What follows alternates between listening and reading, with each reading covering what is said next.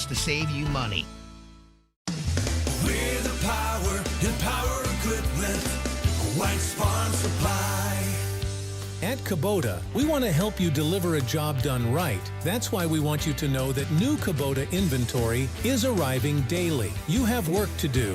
We have the reliable, durable, and versatile lineup to help you do it. Visit us at whitesfarmsupply.com. We're the power and power equipment. White's Farm Supply. Trust and Will knows that we'll all eventually need a will. How about right now? Trust and Will makes creating your will easy, like while you're lounging on the couch easy. Trust and Will is designed by attorneys but customized by you, and all documents are state-specific and secure. Find your plan at trustandwill.com and use offer code RADIO now for 20% off. That's trustandwill.com, offer code RADIO. Trust and Will is an online estate planning service. Visit trustandwill.com for details. Now through May 31st, get up to $160 back by mail on a Firestone prepaid MasterCard. Get up to $80 when you buy a set of 4 eligible Firestone tires. Get up to an additional $80 when you make an eligible tire purchase with your CFNA credit card. Subject to credit approval, restrictions apply. See Tallman's Tire and Auto Repair with locations in Utica, Yorkville, Rome, and Herkimer. Learn more at tallmanstire.com or firestonerewards.com for details. Hi, this is Brian Seville, CEO of the Good News Foundation. We are excited to introduce a new monthly program designed to provide support and help to our active service members and veterans called Veterans for Worship. This program recognizes the challenges service members and veterans face: stress, anxiety, pain, and difficulties of reintegration. Veterans for Worship offers a safe and uplifting program facilitated by a veteran and is exclusively for current service members and veterans seeking encouragement. Veterans for Worship incorporates faith that helps people like you find grounding, resilience, and strength, promoting healing and hope for the future. We are grateful for your service and believe you will find meaningful support and help. The group meets the third Wednesday of the month at the Good News Center. The program is free, confidential, and connects you with like-minded individuals who share similar experiences. Call the Good News Foundation today at 315-735-6210 to participate. Any active service member or veteran is welcome. Hi, this is Ray Durso of the Genesis Group. If you're interested in keeping up with events and news in the Mohawk Valley region, I have the show for you. It's called This Week in the Mohawk Valley, and it airs every Sunday on WIBX. Join us as we talk with area business leaders, elected officials, law enforcement, educators, and more. Don't miss This Week in the Mohawk Valley every Sunday at 9 a.m. on WIBX 950 AM, 92.3 FM. Keeler in the Morning, live local news updates throughout your workday. I feel smarter when I listen. WIBX 950 and 92.3 FM.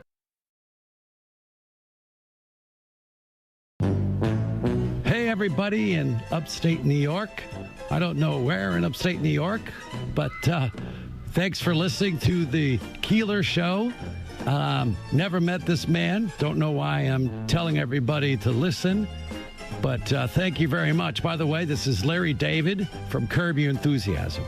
I have nothing else really to say to you, but I thank you for listening to me, tell you to listen to this man, Bill Keeler, on WIBX.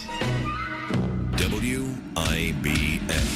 This is Keeler. WIBX 950 and 92.3 FM. Now back to the Keeler Show. I don't know if you recall this story about a murderer hiding out, living like no one ever knew. Living out, hiding out in Little Falls, right down the thruway from us. The book is called A Second Shot. It's written by Dr. Michael Weisberg, and he is on the line right now. Doc, good morning. Thanks so much for coming on. Good morning, Bill, and thank you so much for having me on your show. So let's, the book is called A Second Shot, The Pursuit of Justice in Maryland's Oldest Cold Case Murder, which brings us to our area in Little Falls. Let's start with the background on the story and obviously on the book. Okay, well, the Little Falls connection comes in where Larry Smith, who is the man accused of murder, was born in Little Falls, and was there till he was 7 and adopted, and eventually moved down to Maryland with his adopted family and his 3 siblings who were adopted along with him. Once the crime had occurred in 1971, the murder of a deputy sheriff whose daughter 50 years later was my patient in Plano, Texas, and that's how I got involved in this case. She came to me and asked me to write a book about the solving of the murder of her father because I had written 2 previous books that were novels that she and her husband both enjoyed. So I said, sure. Well, initially I was kind of skeptical because I'd never written a true crime book before, but then I said, sure, I'd do it. Now, as far as Larry Smith, he, after leaving Maryland in 1980, moved back to Little Falls. His adopted family name was Larry Becker, and he changed it back to Larry Smith when he moved back to Little Falls, married and had a family, 3 children there, and lived there for the remainder of the time until the present time. So I seem to recall that they had discovered that he was basically just hiding out, unassuming. I mean, no one knew. They just thought he was just a regular guy. You have to remember there were 50 years that went by, and no one even thought of him as a suspect. Everyone in Rockville, Maryland, and Montgomery County, Maryland, was focused in on 5 boys who, at the same night, were breaking into Coke machines at the country club where the murder occurred. And one of those boys was the one who had done other things that were against the law, and the police and everyone focused in on him. It's what we call tunnel vision in both medicine and in police work, where you find one suspect and zero in on them and forget about everyone else. But it wasn't until 3 female detectives reopened the case in 2021 and went through the different evidence that was in the case, including a reel-to-reel tape that had never been digitalized, in which they ended up getting the FBI to digitalize, that they found a conversation and interrogation with Larry Smith, at that time Larry Becker, where he named himself as being at the scene of the crime and got a couple of the important details right. In murder cases and police cases, they have what they call holdback. Yeah. Evidence is not released to the public. And the evidence that wasn't released to the public, one of them was that part of it was that there was a second shot, not just one shot, but 2 shots. The first shot hit the sheriff's flashlight. It was a dark, rainy night, and the sheriff's flashlight was knocked from his hand. And the second shot was the kill shot, which hit him in the back of the head and caused his demise 3 days later in the hospital. So he had, on this reel-to-reel tape, with the investigation with 3 law enforcement officers who were involved in the prison and who didn't know anything about the case itself, talked about the second shot and talked about the deputy sheriff, J.T. Hall, having a flashlight. And that's what led the 3 female detectives in 2021 to consider him a suspect and to go about trying to talk to him and eventually obtain a confession from him. Wow. It does make you wonder, doesn't it? Where you could be living in a neighborhood, the people that you know, that you think you know, maybe you don't know. And Little Falls will be a really good place to hide out. Of course, having ties to there, I'm surprised that's where he went. It may have been better if he went to another community where he didn't have ties. If you read the book, it's a roller coaster ride. Yeah. As far as his guilt and whether or not he did this, what goes on. I also focus a lot on the family, the Philo Hall family, Philo, who were the ones that got me into the case. They were all in law enforcement. His son-in-law was a policeman. His nephews were police. They were all in law enforcement and how it affected them. But if you look at when they actually found him, was he really trying to hide out? I mean, he was on the internet. He was on Facebook. He had a Pittsburgh Steelers jersey for sale. The only thing he had really changed was his name. But everything else he was the same. He built a life for himself in Little Falls. He'd had a variety of jobs, including working as a security guard. As I mentioned, the man who was murdered, J.T. Hall, was working as a security guard at the Manor Country Club that night. He was also a nurse's aide and had really was a successful citizen. So there was really no reason, other than the fact that this reel-to-reel tape had been found, to suspect that anything could be going on with him. What was the reason for killing the deputy? That's no one knows for sure. Now, there was, in addition to the Coke machines being broken into that night, there was a robbery going on that night at a house on the Manor Country Club right across the golf course from the clubhouse. I've been there and I've walked the whole scene, the murder scene, and seen it. And you can see from that house, you can actually see the clubhouse. The people in the house had moved in 1 month before, and they were away that day. And someone broke into the house and was moving their possessions, stealing their possessions, and moving them across the dark, rainy golf course that night to the parking lot, which is where the deputy sheriff J.T. Hall was parked. And they were moving these possessions across there, and it was thought that he came upon them while he was patrolling the parking lot in the country club and said, "What's going on? What are you doing?" And then 2 shots rang out, one of which killed him. Wow. It could also be said that he wasn't supposed to be the patrolman on duty that night. That the one who was that 30 minutes before the shift started, the man who was supposed to be there that night called him and said he couldn't make it because of a family emergency. So that he switched and he took that shift, in which he was murdered. Wow. Some of the reviews on this are really, really good. Talking about your background as both a scientist, as a doctor, and a storyteller adds depth to the book, offering a thoughtful reflection on justice and second chances beyond just a crime retelling. And then from the book review, twisting true crime that readers will never predict. It is quite an amazing story. What do you want for people who may not be familiar with this case? What do you want them to take away in this book? I think several things. I think first and the family said it well, the Filo family, if someone in your family is murdered or has something done to them, never give up hope that eventually the crime can be solved. Here, 50 years later, just a pair of fresh eyes was able to find that there was evidence and try someone for the case who 50 years before the name wasn't even known. Yeah. I think also I'd like to say kind of what you just said as far as this whole thing, this 3-year experience for me was such a roller coaster.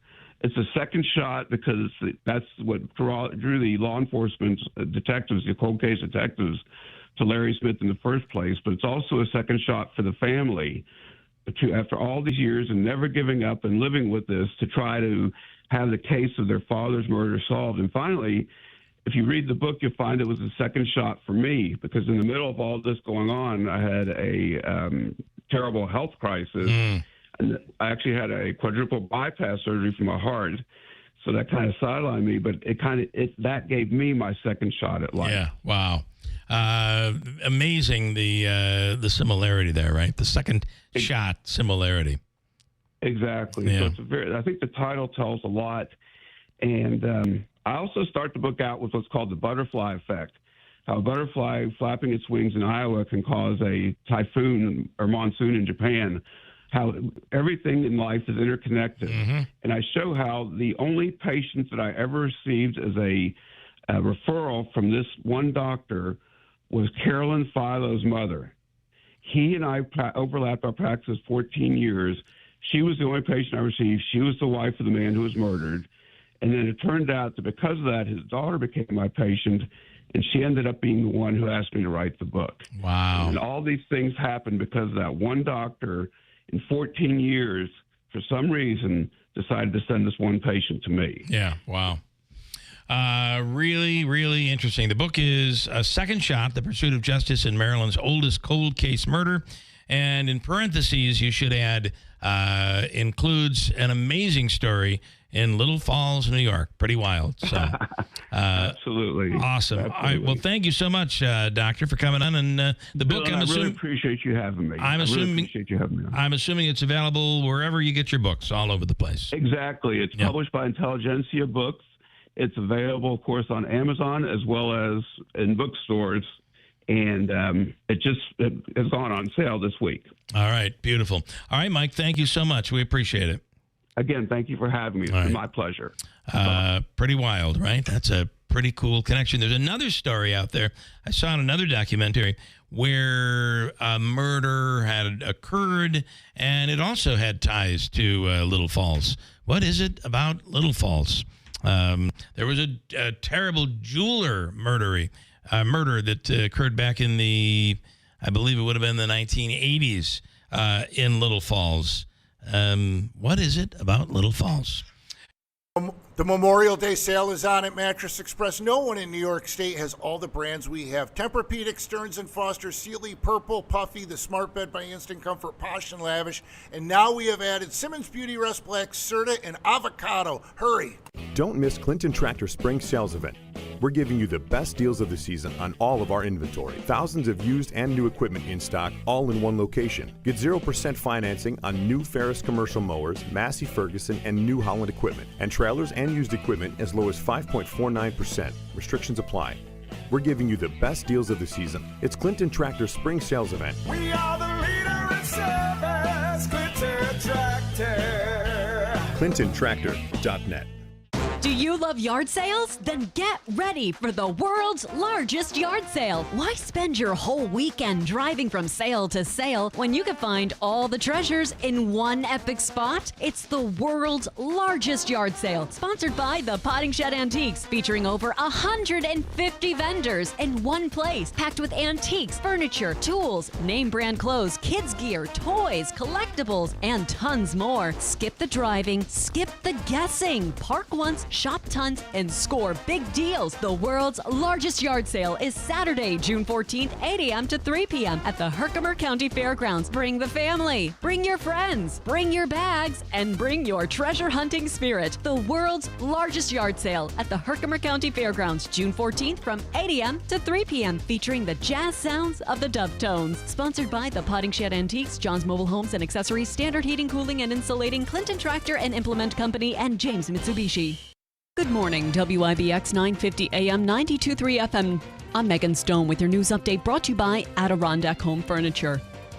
New Hartford police are asking the public to help them locate a missing juvenile. Authorities are searching for 13-year-old Tyvier Jones, who ran away from the House of the Good Shepherd on Saturday. Jones is described as a black male who is 5'5" and approximately 90 pounds. He has black hair and brown eyes. It is believed he is residing in the Utica area, possibly around Lenox Avenue.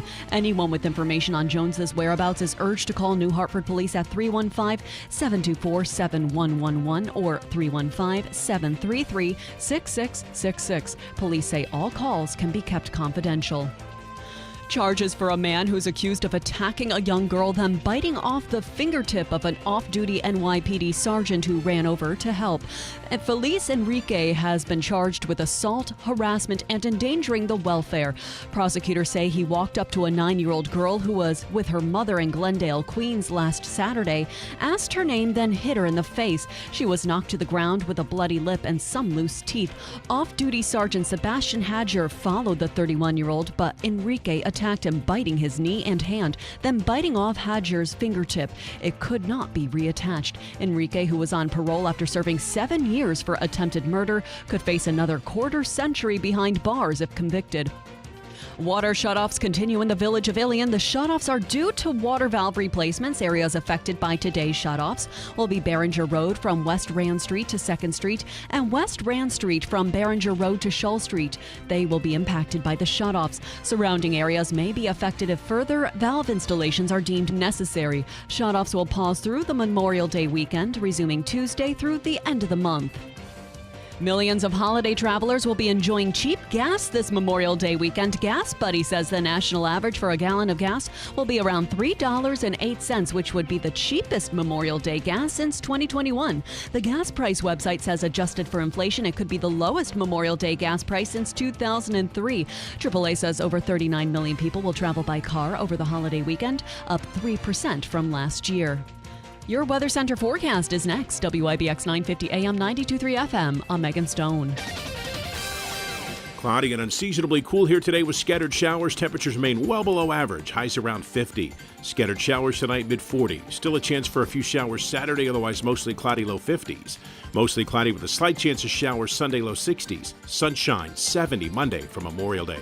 I'm Ken Boone from the Weather Channel, WIBX 950 AM and 92.3 FM. Real talk. This is Bill Keeler. It's Brian Kilmeade. Hey, girl. Jimmy Fallon in the house. Sean Hannity. This is Guy Benson. News you can trust. This is WIBX 950 AM and 92.3 FM. First News with Keeler in the morning on WIBX. WIBX. This is Keeler. WIBX 950 and 92.3 FM. Now back to the Keeler Show.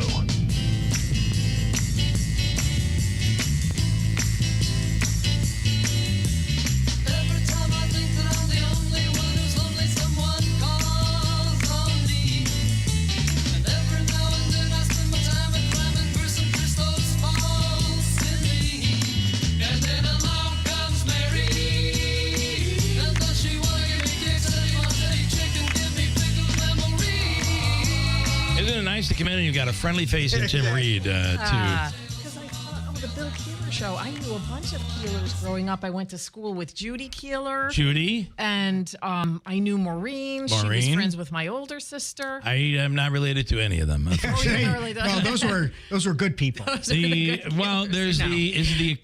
accountant, and I shouldn't say because I don't know who's still around these days, but there was a Bill Keeler. It was South Utica Liquors, if you remember. The Keelers owned South Utica Liquors. No relationship, and I do feel bad at the number of, because one of them, his name was Bill, and the number of pizzas he said were sent to his house in the middle of the night. His number was listed, mine was not. Back in the day. Back in the day. Yeah, we would be the wealthy Keelers from the Albany area that own all the big dealerships. Yeah, the cars. We're not related to them either, unfortunately. Former DA over there and all. Somehow we are the Herkimer County Keelers. Got it. And Well, that's us. every group has to have that's people true. like you. That is true, right? Probably we're bandits stealing from the Erie Canal. Gypsies, tramps, and thieves. That is right. All right. So Joanne Gillis is with us from the Clinton Historical Society. And good morning.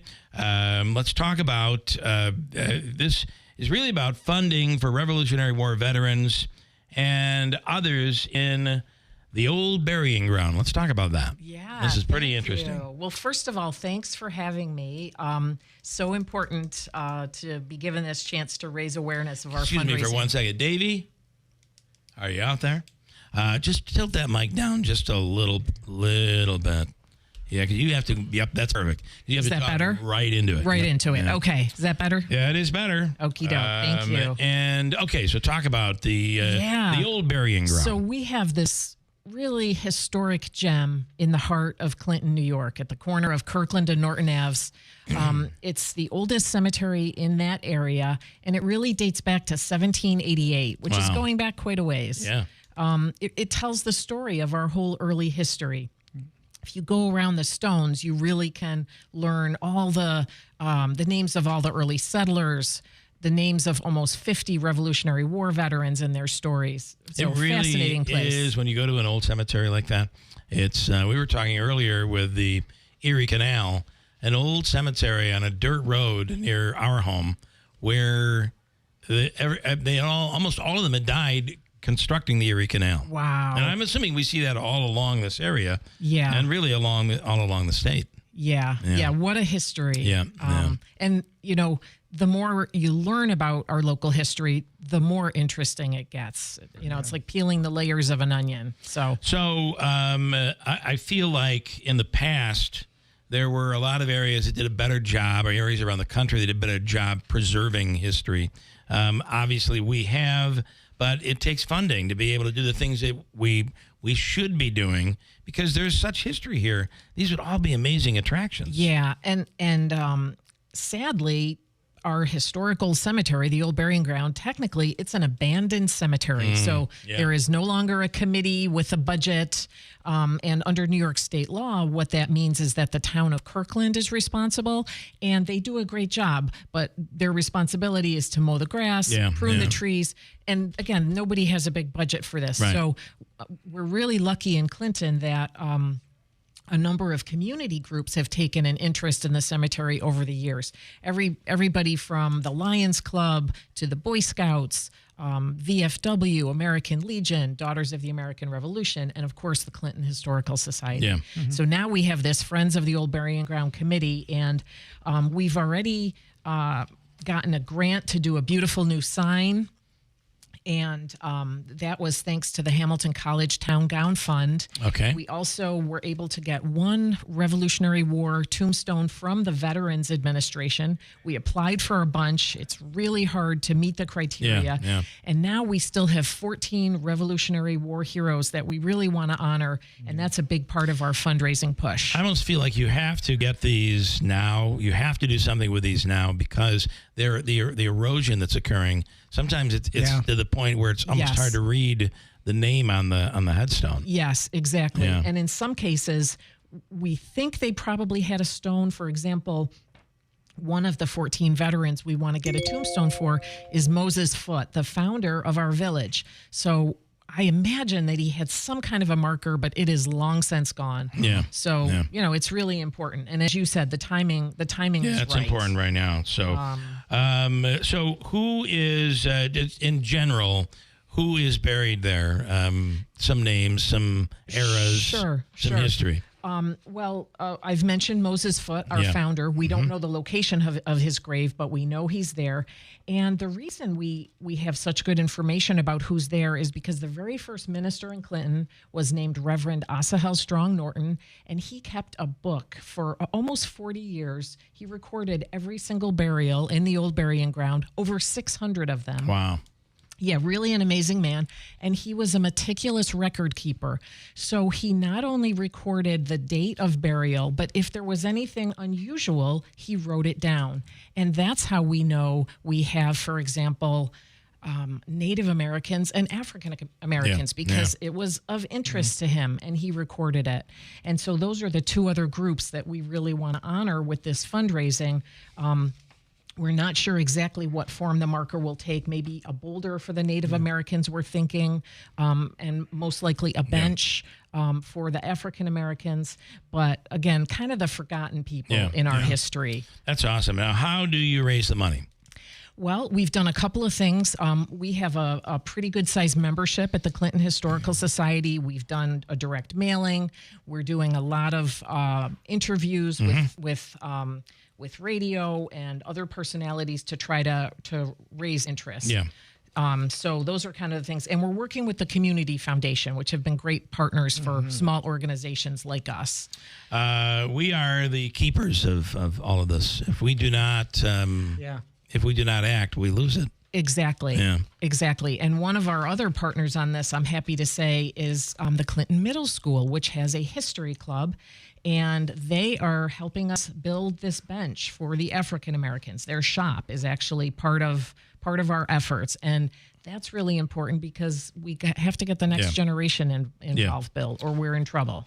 All right. If somebody would like to make a donation, I'm assuming you could do it with a physical check or online. Absolutely. And right now, I'm just going to read the website address because it is through the Community Foundation. Okay. So it is www.foundationhoc.org, then /CHSOBG. So that's kind of a mouthful. But if you go to the Community Foundation, basically, you can find us. Yeah. You can search for us there. All right. Yep. And you can give online. And if they wanted to mail in a check, they could do that as well. They could also mail a check directly to the Community Foundation or to the Clinton Historical Society. So we have real men get tested, Tim and I, and tested for cancer. And it's really just promoting men who tend to procrastinate a little bit and don't get tested.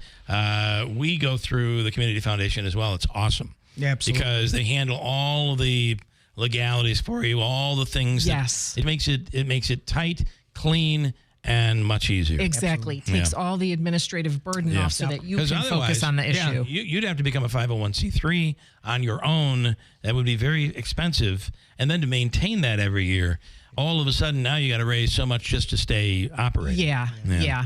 And of course, the Clinton Historical Society is a 501c3, but nonetheless, we're a small organization, Right. and it's wonderful to have a partner like Community Foundation. Well, real men get tested are not, but I think me and Tim are when it comes to it. So, all right, anything else you want people to know? Just thank you for giving us this opportunity, and thank you to this community really for being interested and supportive of our history, because that's what's going to keep it preserved for the future. Oftentimes we travel elsewhere to see history when it's right here in our own backyard. It's right here. Yeah. You know, businesses come and go, but history is forever. Exactly. And, we're a very historical area. We should really, probably a bad word, exploit that as best we can in regards to it and celebrate the history. Celebrate it. Yeah. Exactly. Okay, thank you. Thank you. Appreciate it. We appreciate it. We'll have details up on our website at WIBX950.com. Clearing out your home or commercial building, John's Cleanouts and Property Preservation will handle it for you. We handle residential or any size commercial property, before and after estate sale cleanouts or any junk removal service. John's Cleanouts and Property Preservation is a 5-star rated and background checked business, providing service you can count on, and we're fully insured in the industry. Call John's Cleanouts and Property Preservation today and take the stress out of your mess.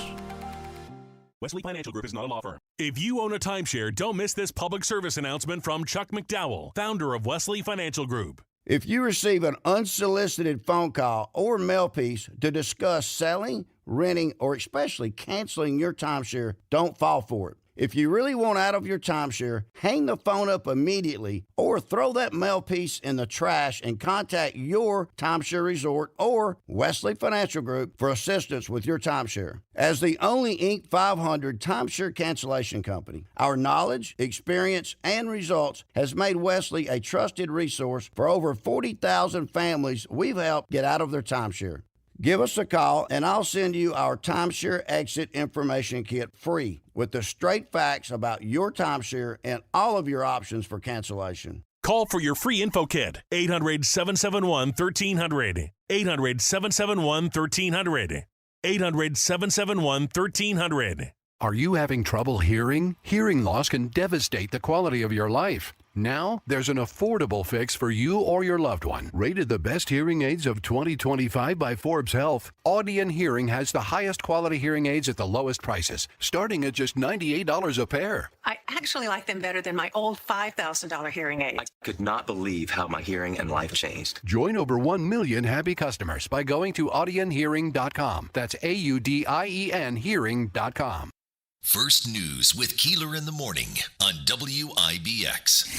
Start your AM with more info ASAP. It's the only way to start the day. Keeler on WIBX 950 and 92.3 FM. I'll work on that situation coming up in a second. In studio right now is Andrea Heath. Good morning. Good morning. Glad to have you. And really tight on that microphone there. And let's see. So the dinosaur thing is going to be enormous. And you're ready, right? We are ready, yes. The grand opening is tomorrow. Now, I know the weather's not supposed to be that great, but we're totally... You don't like 50 and rain? Well, 50 and rain is perfect if you're like in that whole Jurassic scene. Yeah, they're like all right. wet and it's foggy It's and it's essential, raining and wet. yeah. So maybe we asked... maybe that's part of the plan. It's awful. Yeah. So tomorrow's our... What the heck? Yeah. Well, yeah. I was just going to kind of joke. Like, I walked in here with a little flashback because I thought you guys were gone. We are dinosaurs. And then I came back and you're both sitting here. It's a revolving door. It's just like, am I dreaming? I thought I was.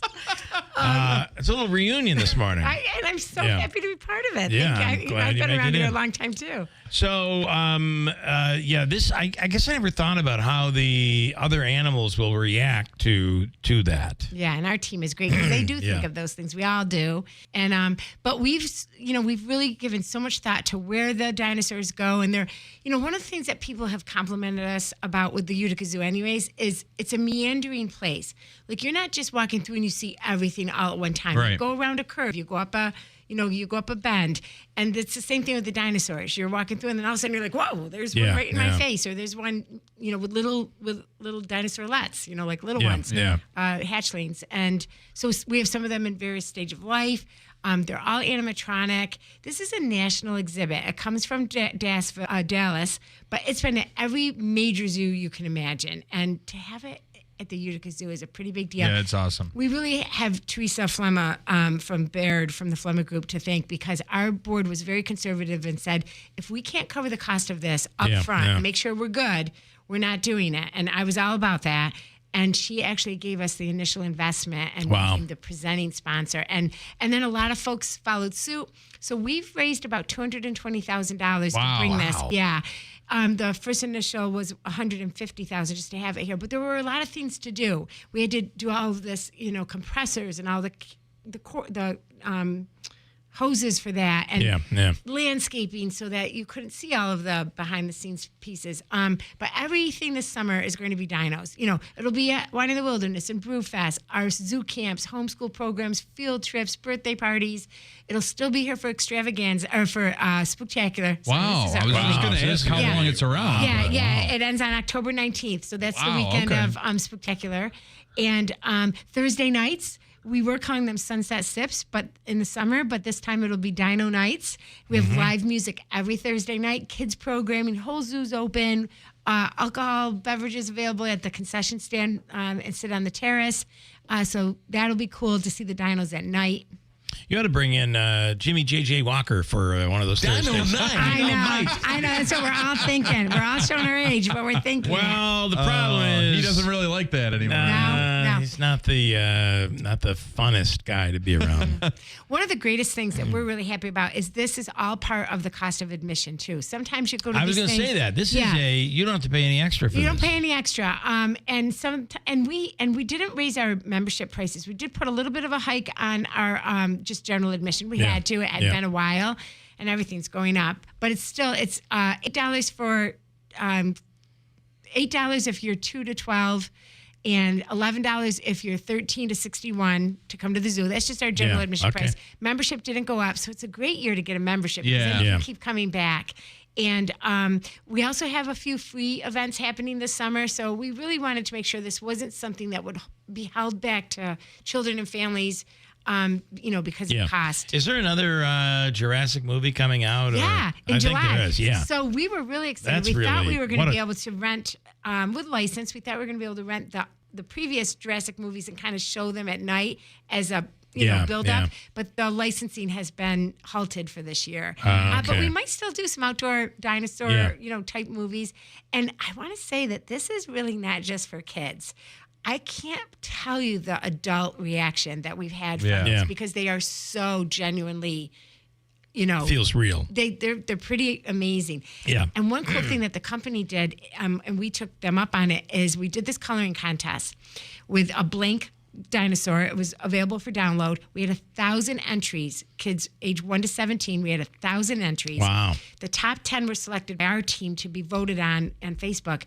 The winner was an 11-year-old young girl from Whitesboro, and the company painted the dinosaur to look like her rendition. Wow. And it was a really cool one selected up, although we had so many great entries. But that was a really great community, build for us. I remember the last time you were on, you were talking about just download the just print it off and color it and send it in to us, and Very people cool. did. All right, so it's regular hours, regular admission, and it starts tomorrow. Starts, the preview's tomorrow. The big weekend is really this weekend. Okay. We're doing a member morning, Saturday morning, earlier, 9 to 10, and then we open at 10. We open at 10 to 4:30 every day. Parking is not great at the zoo. So, we are asking people, pace yourself. You don't have to be there right at 10 o'clock Saturday morning because they're going to be there till October 19th. Right.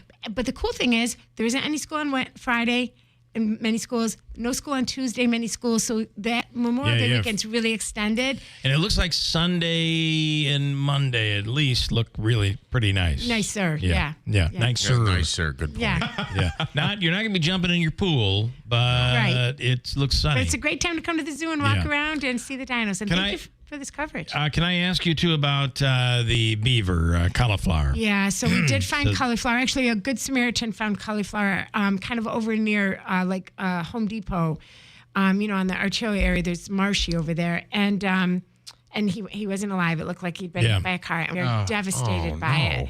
because one of the reasons, I mean, for so many reasons, but we really had hoped that there's so many waterway parks and areas surrounding the zoo. Right, it might have, we really hoped that he was in one of those.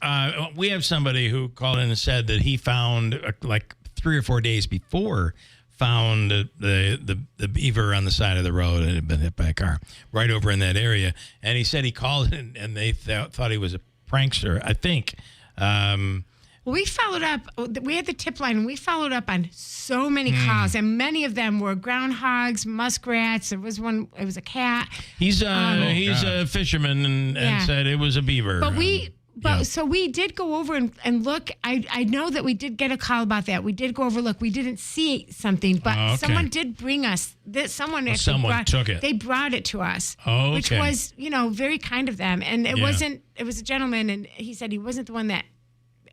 He found it. He doesn't think he's the one that hit him. But we're devastated. It was all just a horrible. Yeah. And then the only other thing that we're not grilling you by any means. But I do wonder if it had a chip. It was not a chip. It wasn't a location chip. It was an identification chip. Got it. And I mean, I don't know how much time we have, so I'll just say a word. I just think it's important to clear that up because people are all confused about that. Yeah, it was an identification chip, so that's how we know it was cauliflower. And I'll just say, there's this word dispersing. I just learned about this, and it happens with a lot of wildlife, not just beavers. But for a male, and he was neutered, so we didn't.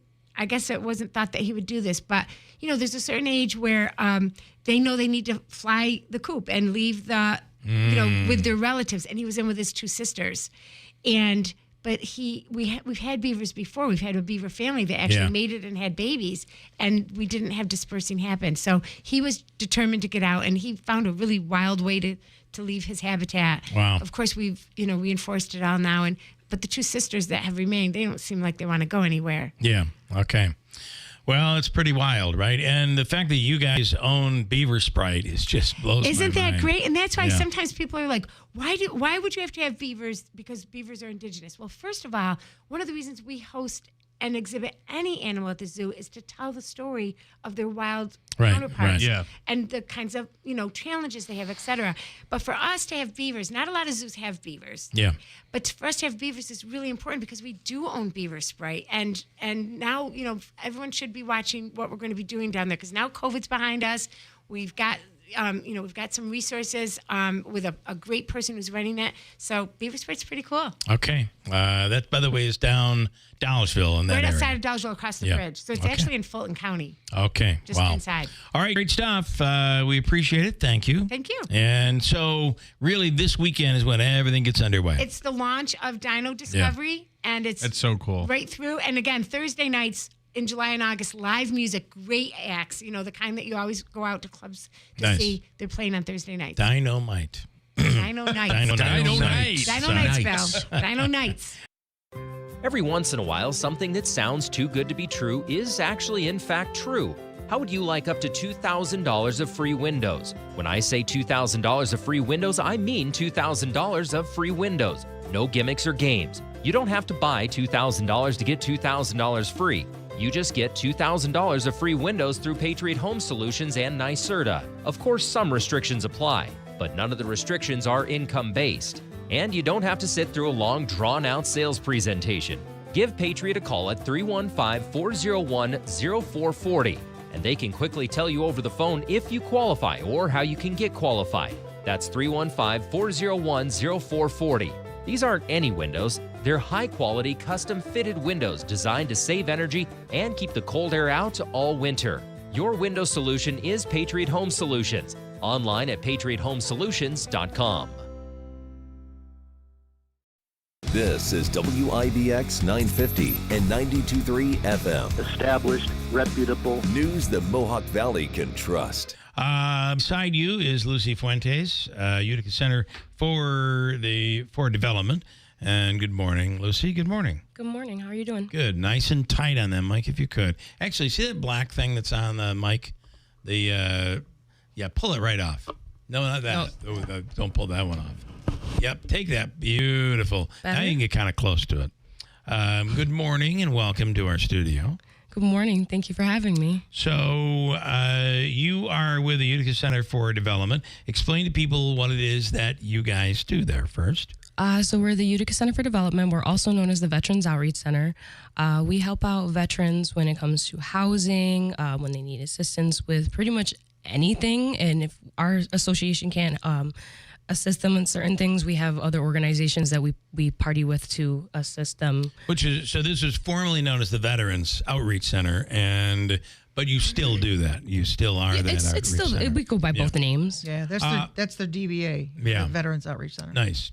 And I know you guys have been involved in running and making sure the importance of a Memorial Day parade, and this year is no different. You're operating the Memorial Day parade this year. Yep. So we do the Memorial Day and the 4th of July parades and party at the park. We've been doing it. Well, I've been doing it for about 3 years now. It's a lot of fun. I'm not going to lie. Yeah. What can you expect on, what are the details for Monday? First of all, one of the things that I do think we forget about is this is a Memorial Day parade. It is not the 4th of July. 4th of July is a celebration. While we are celebrating those who have given their lives for the country, it is a memorial parade. So it has a little different atmosphere. Yes, we are remembering the veterans that did serve and the ones that are not longer with us. Yeah. So we make sure that we have all the veterans that we can to be in our parades, because a lot of them do work at our facility. Just taking the time to take the day to remember them and everything that they've done for us to get where we are now. Yeah. Times and all of that, and if somebody would still like to be involved. Oh, yeah. Anybody can sign up till the day of, to be honest with you. Okay. We are going to be at Our Lady of Lourdes Church in Utica, which is across the street from St. Elizabeth's Hospital. The parade kicks off at 10 a.m. We ask anybody that wants to be in our parades to at least line up around 8:39 so we can make sure everybody's lined up. So when 10 a.m. starts, they get kicked off and it starts moving smoothly. Yeah. All right. And this is a salute, save your music and your, anything that isn't patriotic. Save all that crazy stuff for the 4th of July, which is a celebration of the nation. All much different. Yeah, we try to make sure that we have as many organizations as we can, because it is also for the kids that are waiting onto the sidelines that want to see the parades. Cause I remember when I was a kid and I was very excited to see the parades. Yes, I completely. Well, and the parade goes down Genesee Street to the Parkway and then turns up the Parkway, right? Yep. From the Stanley Theater Studio, WIBX Utica, Rome, W295DI, WIBX 950 and 92.3 FM, a Town Square media station. Another crackdown on Harvard. I'm Dave Anthony, Fox News. Anti-Semitism will not be stood for. Homeland Security Secretary Kristi Noem tells Fox the Trump administration will no longer allow Harvard University to participate in a student exchange visitor program, meaning Harvard can't enroll international students anymore. Get your act together, because we are coming to make sure that these programs, that you are facilitating an environment where students can learn, where they're safe, and that they're not discriminated against based on their race or their religion. Harvard calls the order unlawful. It's after already suing to undo the order blocking the university's federal funding. In Washington, D.C., Elias Rodriguez now charged with 2 counts of first-degree murder. More charges could be added as Wednesday night's shooting that killed 2 Israeli embassy staffers is being investigated as a hate crime and terrorism. Court papers reveal chilling details regarding the shooting. Authorities say surveillance video shows Rodriguez shooting the victims, 26-year-old Sarah Milgram and 30-year-old Yaron Lashinsky, both staffers for the Israeli embassy.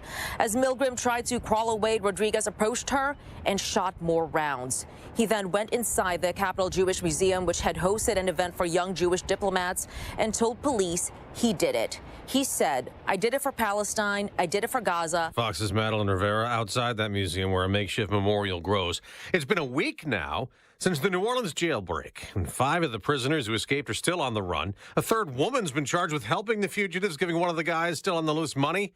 Orleans Parish District Attorney Jason Williams warns they'll prosecute any and every civilian, whether they be in a uniform or not in a uniform, that helped them get out of this building and help them once they were out of this building. A jail worker also charged with helping facilitate the escape. There's a prisoner exchange between Ukraine and Russia going on. President Trump posted on Truth Social a short time ago. It's a major prisoner swap, adding this could lead to something big as the president keeps pushing for a ceasefire. America's listening to Fox News. When you're hiring, Have you ever felt like you're missing out on meeting great candidates? Well, they're not hard to find when you go to ZipRecruiter.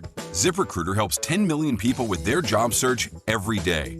People who are actively looking for jobs like yours. So it's easy to find the right person fast.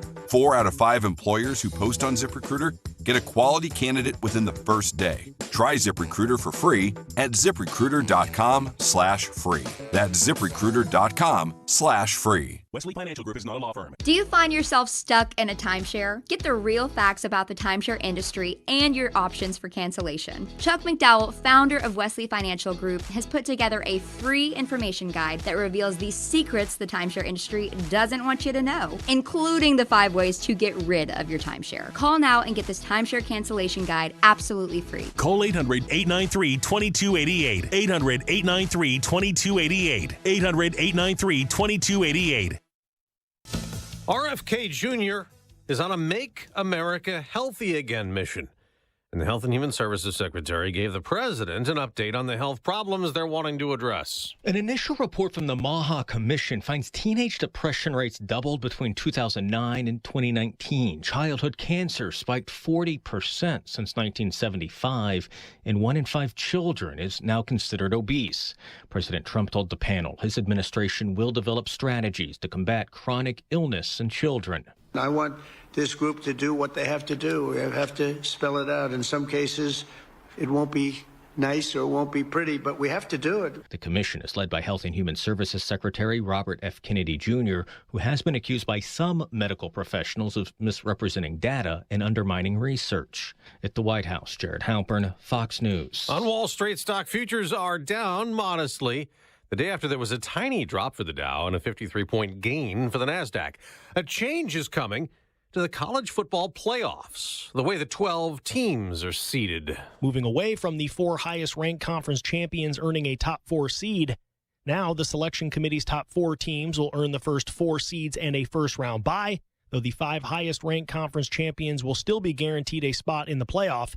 Last year, all 4 teams that earned a first-round bye, some of whom were lower ranked in the polls than other teams, lost their first game in the first year of the 12-team playoff. Joe Morgan, Fox News. In the NBA playoffs, the West's top seed wins again. Another second-half explosion.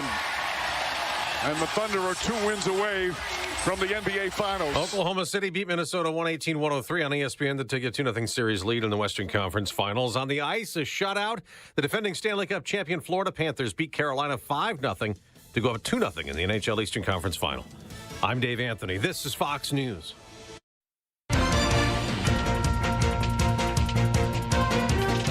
Good morning. WIBX 950 AM 92.3 FM news time is 7:05. I'm Megan Stone with your news update brought to you by the new destination Kia of Utica, Commercial Drive, Yorkville. 44 degrees and cloudy right now. Your full WIBX Weather Center forecast is coming up after this. New Hartford police are asking the public to help them locate a missing juvenile. Authorities are searching for 13-year-old Tyvier Jones, who ran away from the House of Good Shepherd on Saturday. Jones is described as a black male who is 5'5" and approximately 90 pounds. He has black hair and brown eyes. It is believed he is residing in the Utica area, possibly around Lenox Avenue. Anyone with information on Jones's whereabouts is urged to call New Hartford Police at 315-724-7111 or 315-733-6666. Police say all calls can be kept confidential. New York State is awarding Rome $3.5 million in funding to repair 2 properties damaged by last year's tornado. The buildings located in the city's south side include the Owl Wire Building and the warehouse on Henry Street by the Rome Cable Tower. The latter building will be turned into a mixed-use space, while the Owl Wire Building will be rebuilt as an industrial manufacturing space.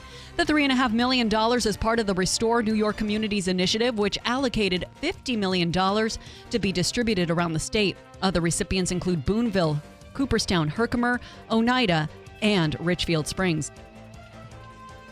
New York Congressman Pat Ryan is urging the Department of Justice to investigate United Health without delay. It comes after the Democrat from the Hudson Valley launched a community inquiry and received shocking responses. He says he heard from parents of children with disabilities who were unable to get treated and mothers waiting almost a year for cancer diagnosis.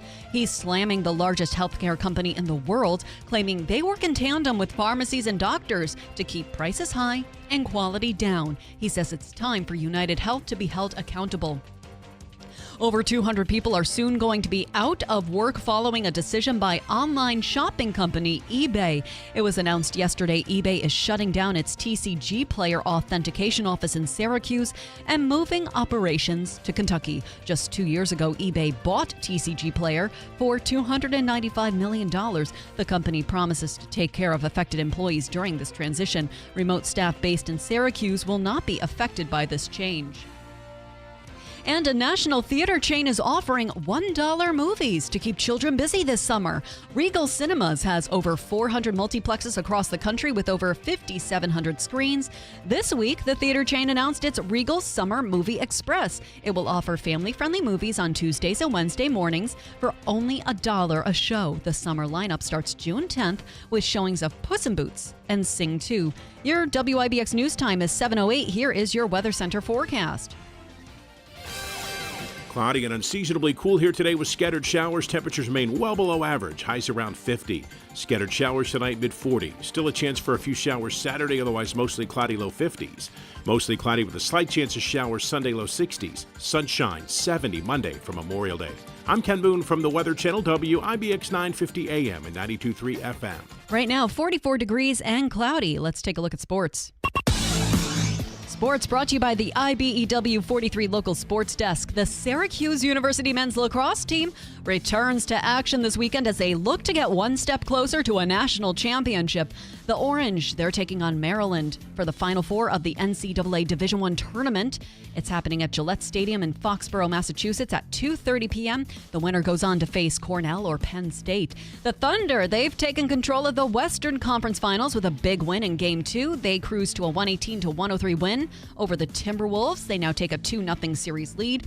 They face off for Game 3 on Saturday in the Eastern Conference Finals. They resume tonight. The Knicks hosting the Pacers and hope to come back because they're leading the best-of-7 series 1-0 after a thrilling 138-135 overtime in Game 1. Yankees swept their series against the Rangers. They earned a 1-0 victory in the finale from the Bronx. They have won 4 straight and lead the AL East. They visit the Rockies for a 3-game set beginning tonight.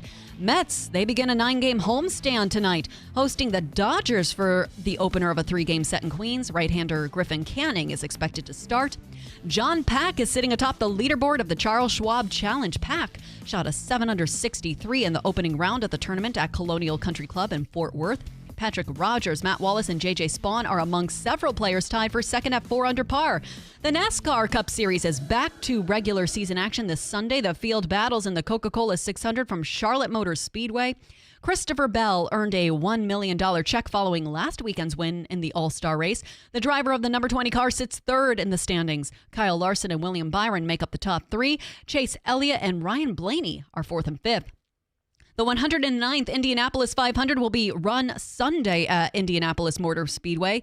Rookie racer Robert Schwartzman will run from the pole position, becoming the first rookie to do so since 1983. He will be joined on the top line by 2-time Indy 500 winner Takuma Sato and last year's runner-up Pato O'Ward. And the top 3 players in the world are meeting in the clay courts of the French Open this weekend. On the men's side, the world's top-ranked Jannik Sinner earned the top seed in the field.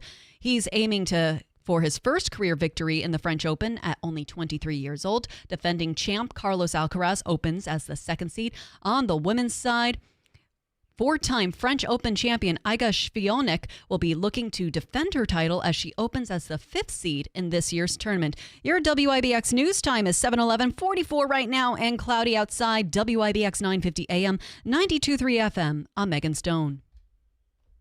Celebrate Amerique Credit Union's 75th anniversary with an extra 0.75% off your auto and rec loans. Apply today at amerique.org/loan sale. BME Company Business Machines and Equipment has been delivering office solutions for businesses in upstate New York for over 30 years. Their success comes from finding the right document management strategies and software solutions for streamlining workflows. Simply put, BME provides fast, reliable service at the best value to keep your business running smoothly. Through BME's strategic partnership with Hummel's Office Plus, they distribute supplies for just about every machine in your office at a great price. BME welcomes the opportunity to serve your business, selling, leasing, and service in Canon and Kyocera devices, as well as FP mailing solutions. An important part of BME's culture is supporting the communities they're fortunate to work in, and BME recognizes that support is one reason for their success. The future of business in BME's area is encouraging, and the company is grateful to be a part of that growth. Call BME Company at 315-574-8200 or visit BMEcompany.com. BME Company Office Solutions. Made simple. When it comes to my lifestyle and diet, I don't always make the smartest choices. I used to have real issues with my liver. My doc was concerned about my numbers, but since adding a once-a-day active liver tablet, my gut's better, I feel great, and my doctor's happy. I ask a lot of my liver, so the least I can do to say thanks is a daily dose of active liver. Go to NORDICUSA.com, Amazon, or ask for active liver at your local CVS.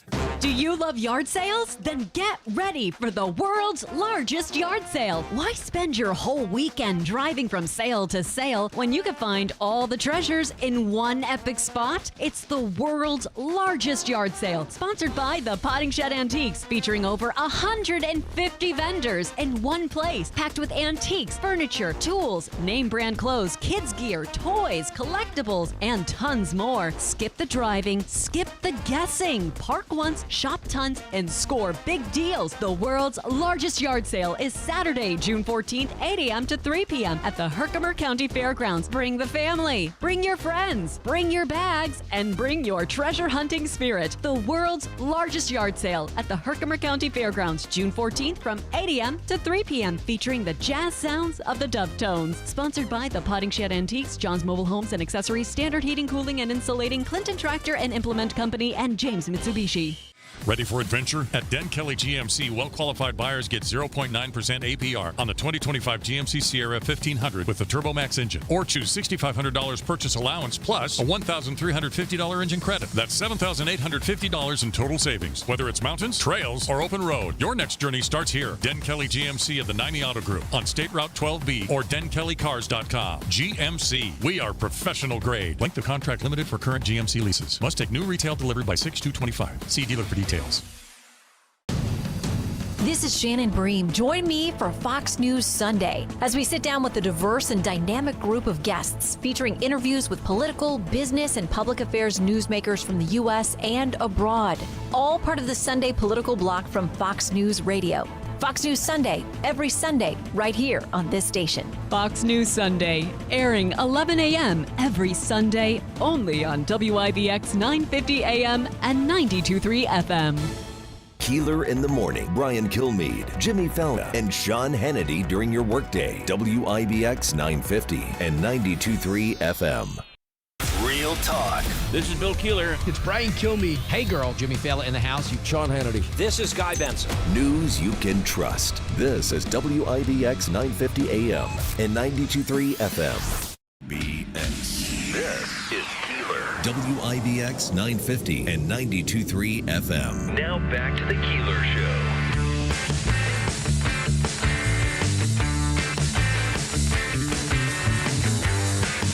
All right, a couple, Richard's going nuts here this morning. So a couple comments from Richard. You want to hear him? Let's see. Rob, I got to tell you, the reality is this is because of the war. You can blame it on whatever you think, and that's all. I don't think it plays any role in it. It's the war. It plays a little bit of a role, right?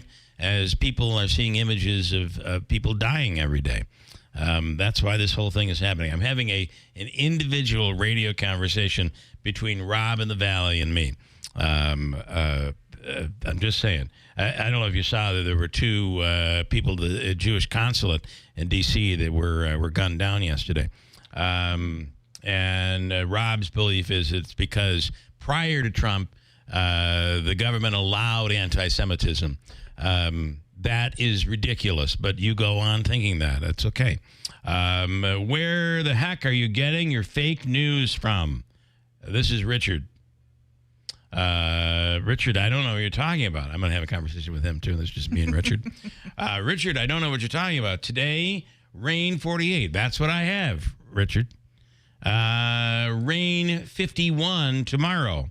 See, there's the National Weather Service and the Weather Channel offer an hourly forecast if you get their premium. And I know you're a penny pincher, so you probably wouldn't want to dig in and spend the extra $1.99 a month to do this. So I'll tell you what's there, Richard. I know the cost of cream cheese is expensive. I get it. He makes cheesecakes. But at some point tomorrow afternoon, it looks like it's not going to rain, and there might even be a few peaks of sunshine. Nothing extravagant, but a few peaks of sunshine. That's all I'm saying. Saturday, rain 53. Yep. Sunday, rain 59. Now, that's where I got to say my forecast is showing for sun and clouds on Sunday with a high of 70. Let's all think about this right now. That's the National Weather Service forecast. Or it's our meteorologist forecast, Ray Stajic, from the Weather Channel. Sunday, drying out and going to 70, maybe a little rain in the morning. And then Monday, sunshine and clouds and a high of 73. Richard says Monday, rain and 63. I'm usually correct, says the guy who predicted the Jets. Richard, you know this is true. The Jets were going to win the Super Bowl last year. Okay. Richard, holiday. What holiday is tomorrow? I don't know, Davey. What holiday is tomorrow? My holiday tomorrow is I can't do the show without Davey, and he's not here, so damn it, I'm not here either. I know of none. Monday is Memorial Day. Friday is Friday. And then Wolf Speed. Here's a pat on the back. His arm's got to be killing him. Probably his shoulder, too. I told you months ago, Wolf Speed was toast. Pacini hasn't even talked to them in over 6 months. They are history. They have nothing that is sellable anymore. Stock is near $1. Actually, it might have gone down a little lower than $1. I think their stock prices dropped by like 70%. Doesn't take a rocket scientist to figure out they are done. Well, usually with bankruptcy, it's you hope that it's reorganization, and there are several companies through history who have been able to take a bankruptcy and turn it into kickstarting their business. Yeah, and hopefully that is the case. Nobody's saying that you're wrong. We're all just sitting here, unlike you, waiting for a rainy day. We're just hoping they turn it around. That's how I look at it. That's all I can get into now. It's all I can handle. The one and only Willie Waffle on the line. Good morning, Willie. Hey, how's it going? Well, what do you think? Well, you got tomorrow off, though. You're right. You're right. You know what? I think we should call it pre-Memorial Day. Pre-Memorial Day. Pre-Memorial Day. Yes. Because let's face it, in this world where we all work way too much, yes, we should take the Friday before a 3-day weekend and make it a 4-day weekend. It has almost, I got to tell you, it's funny though, right? It has kind of become the thing where when there is and I got to tell you, I know people that took off yesterday and they began their pre-holiday on Wednesday afternoon. So, I think we've kind of come to the point when there's a 3-day weekend. You take Friday before, it makes it a 4-day weekend. I think why not? Let's just make it officially a 4-day weekend so we could take Thursday as well, and then we'll have 5 days off in a row. That's exactly right. I like the way this guy thinks. I like it. Yeah. All right. So first of all, just quickly, the movies that are out this weekend. This tends to be a kickoff to the summer, right? And now, while you have not reviewed them, what's big out there, whether it be streaming or in theaters? Yeah, well, I mean, you've got the two big movies that are coming out, tonight and tomorrow.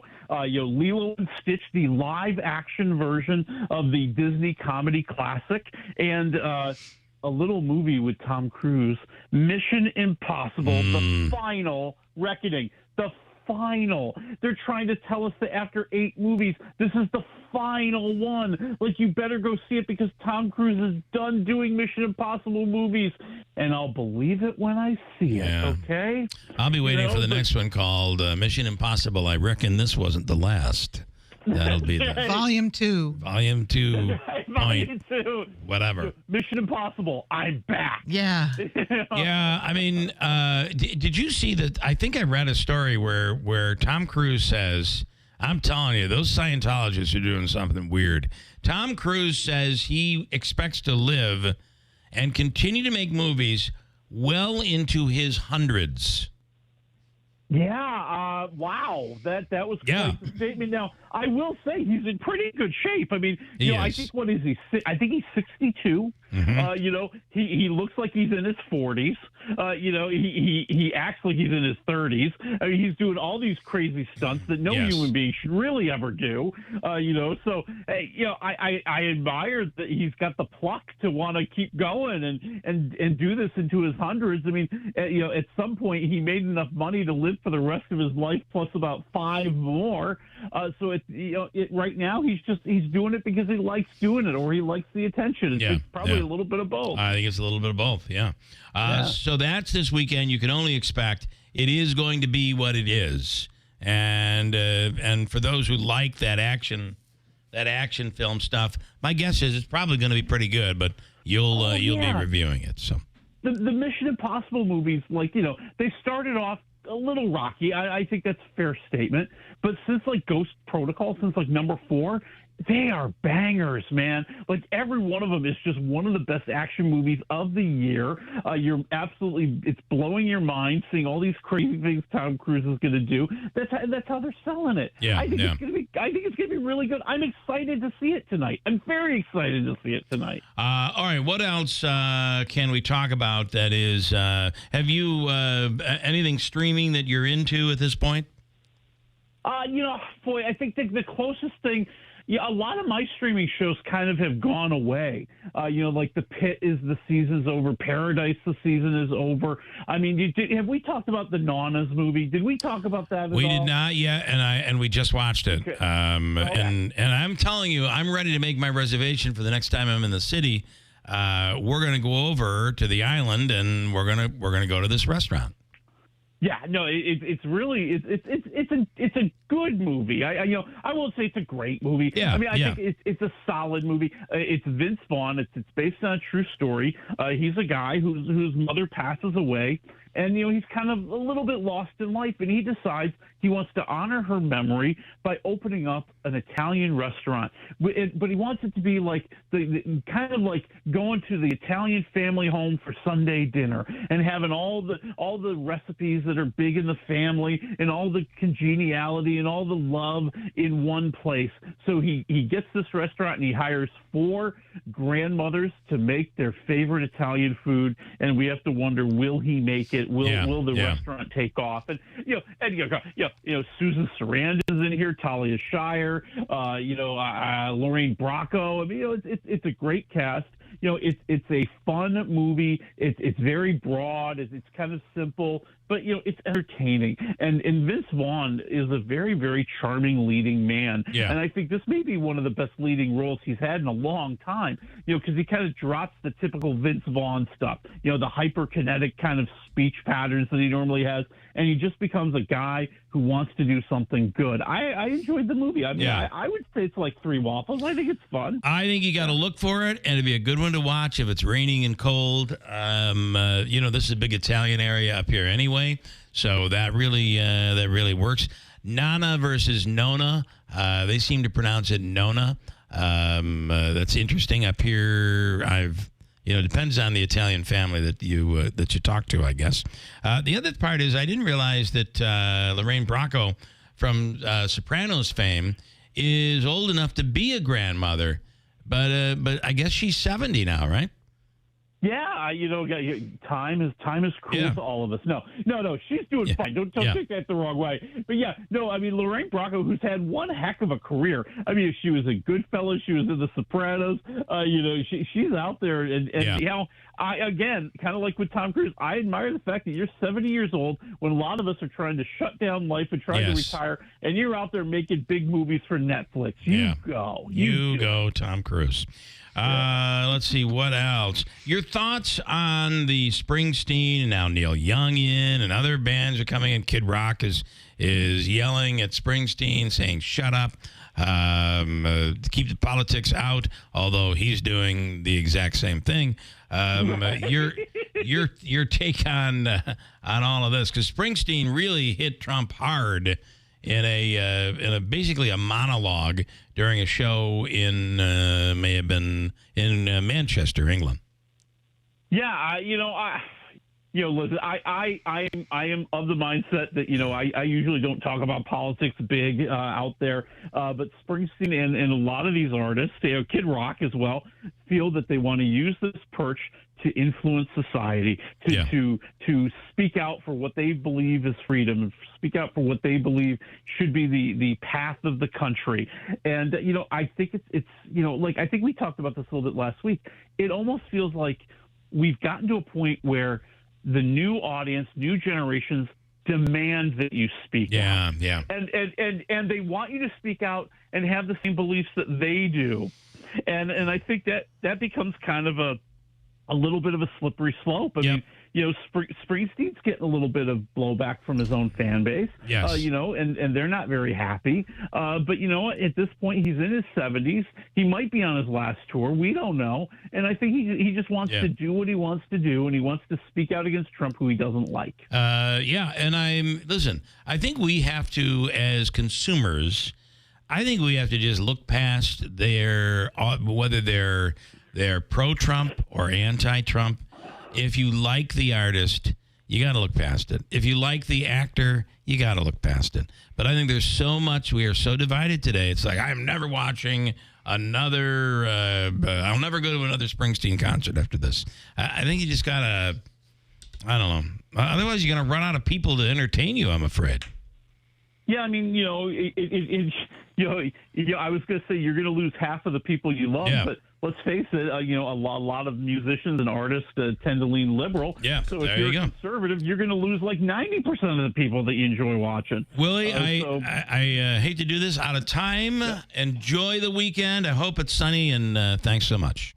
Ferris commercial mowers set the bar with racing-inspired patented full suspension and integrated cutting decks so you can go faster, cut better, and not get beat up. Ferris Experience Suspension. Take advantage of the best financing and prices of the year. Visit us at whitesfarmsupply.com. May the power and power equipment. White's Farm Supply. The Potting Shed Antiques in Whitesboro is buying silver, gold, gold-filled, vintage costume, estate jewelry, and U.S. and Canadian coins. They've been your hometown buyer for over 50 years. While other gold and silver buyers claim to offer the highest prices, the Potting Shed Antiques actually delivers. Let Don Hartman take a look at your individual pieces or your entire collection. The Potting Shed Antiques, open Thursdays, Fridays, and Saturdays. Please call ahead for an appointment. Visit thepottingshedantiques.com. Celebrate AmeriQ Credit Union's 75th anniversary with an extra 0.75% off your auto and rec loans. Apply today at ameriq.org/loan sale. Good morning, WIBX 950 AM 92.3 FM. I'm Megan Stone with your news update, brought to you by the new destination Kia of Utica, Commercial Drive, Yorkville.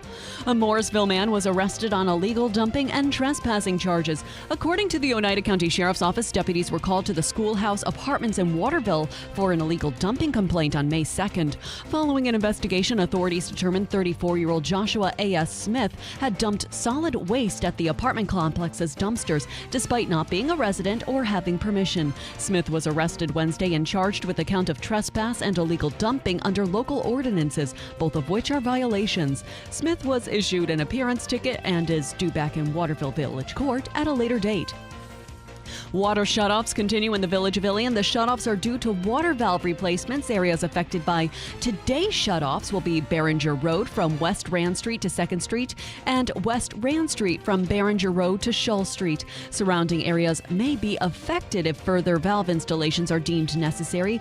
Shutoffs will take a pause through the Memorial Day weekend, resuming Tuesday through the end of the month. A lot of people will be hitting the road this holiday season, and law enforcement statewide will be keeping an eye out for drunk drivers. This effort is part of the Governor's Traffic Safety Committee Stop DWI patrols, which begin today and run through Monday. Folks who are planning to drink alcohol should make sure they have a safe ride home. Anyone who sees suspicious or dangerous activity on the roads is urged to dial 911 immediately. The Rosamond Gifford Zoo is announcing the arrival of 8 new baby animals. 6 red wolf pups and 2 Humboldt penguin chicks were born recently at the zoo in Syracuse.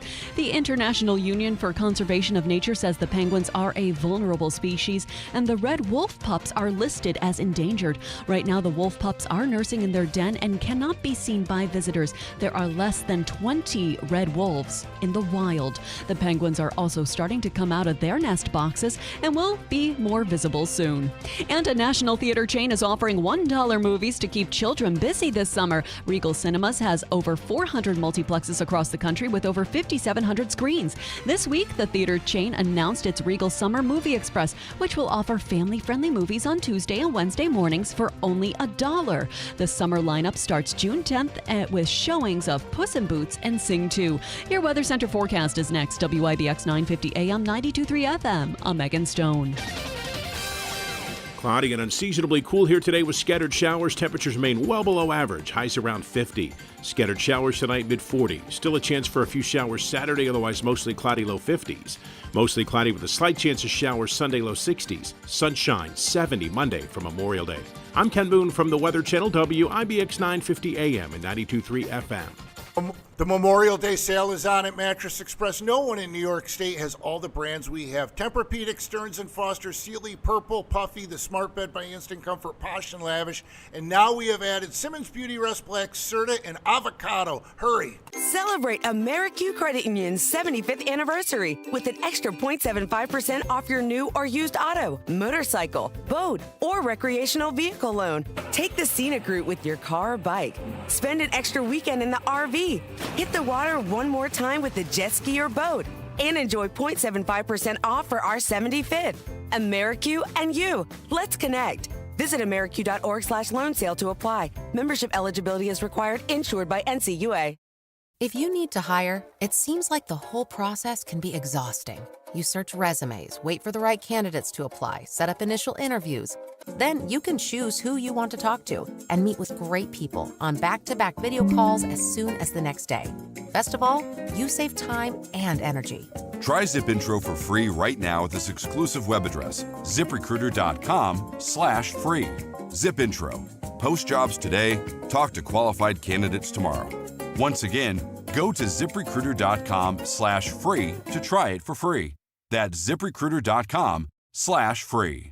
Jill and Scott here at New York Sash with our granddaughter, Finley. Hello, Grandpa. You want stickers? Here, put one on the window.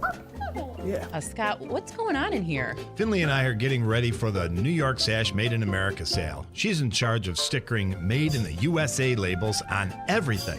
Everything? Yep. Windows, siding, baths, and doors, you name it. Every New York Sash product is American made, so she's got her work cut out for her.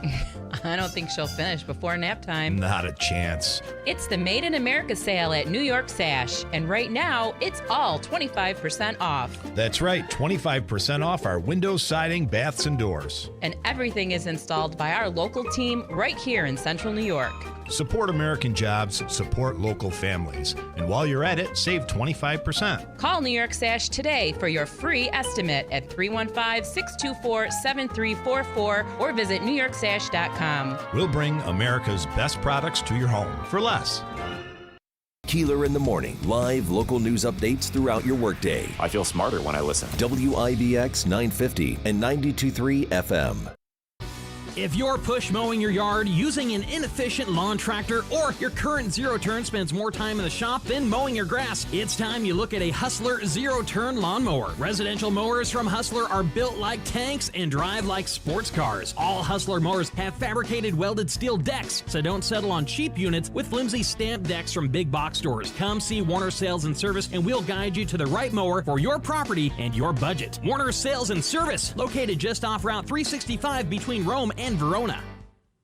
Constant foot pain impedes everyday life and is a constant battle that affects every part of your well-being. At the Good Feet store, they offer the possibility of living pain-free with their personalized arch supports. Their expert staff will get your feet properly measured and let you try out the arch supports before you buy them. Let the team at the Good Feet store help you reach your full potential. Take the first steps towards comfort with the Good Feet store on Commercial Drive in New Hartford. Book your free fitting and test walk today at goodfeet.com.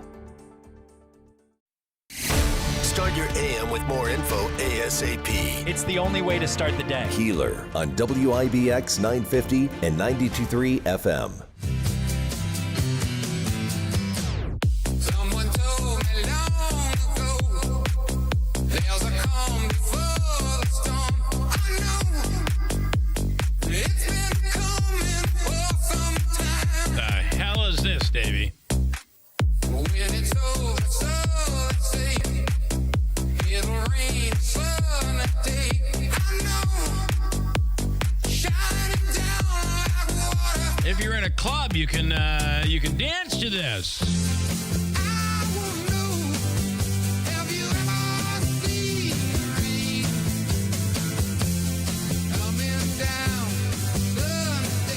That is not what I wanted to play, Davey. What I wanted to play, that would be a good one. There you go. But that's wishful thinking. This is what I wanted to play. And it is not a dance version, by the way. I don't know why it just stops like that, but it does.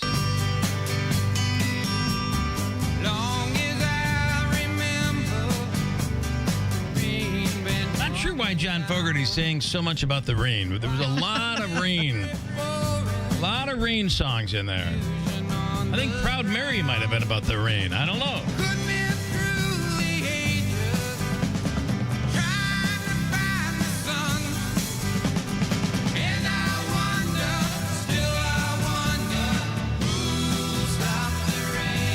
I don't know that anybody's going to stop this rain. It's just unbelievable. Although our current forecast from the Weather Channel says we might see a little peak of sunshine.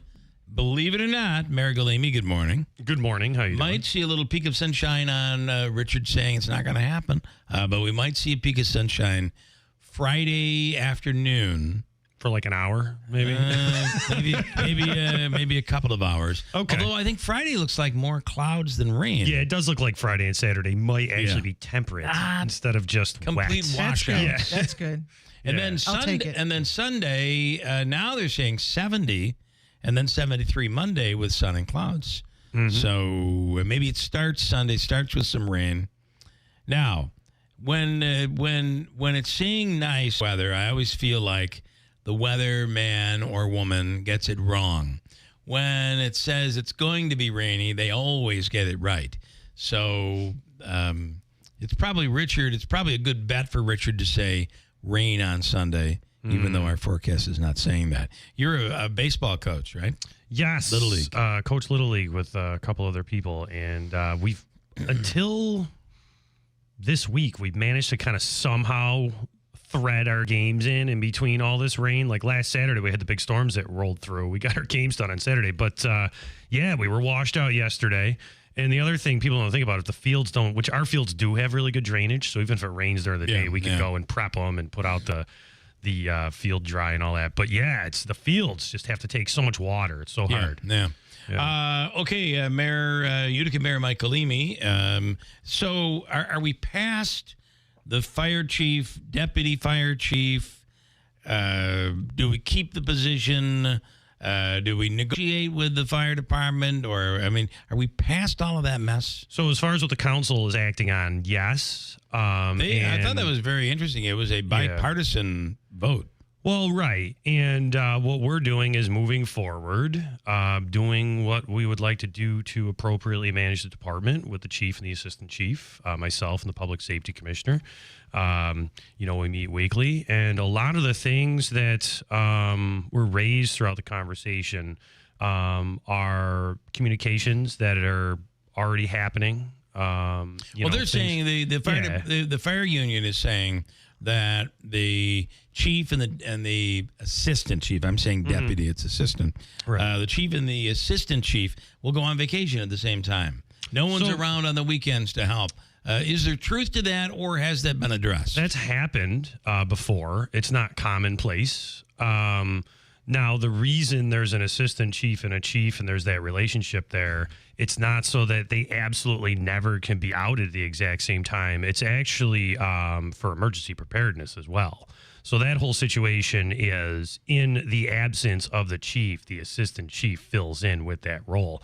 And we always make sure there's appropriate coverage. Now, I might add the other thing, that was mentioned, I think, at the council meeting that a couple weeks ago, they happened to cross paths, a couple days overlapped where they were both on vacation. And what's odd is I had multiple WebEx and phone conversations about the management of the department with the assistant chief when the chief was on vacation, when they were accusing of them of overlapping like that. So there's absolutely coverage. That's never a problem. And then if the complaint is there's a lack of coverage, right? Getting rid of the position would not help that. Right. Problem. So that's the other thing. A lot of these, I think that's why you saw the bipartisan vote. You saw the council really starting to say, hang on, let's talk about this amongst ourselves and figure this out.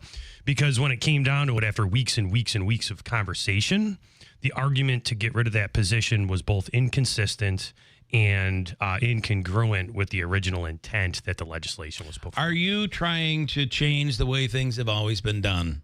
So, yes. Because that's part of what I think is rocking the boat. And the reality is we're re-implementing contractual obligations. So and I started that January 2024. Their problem should be, you feel, and I think you were alluding to this, and I didn't know where you were going the last time you were in, but it seems like you're saying if you have a problem, your problem is really with me. It's not with the chief or the assistant chief. For some of the things that happened last year, yes. And I'll just, it was talked about at the council meeting, so I'll talk about it.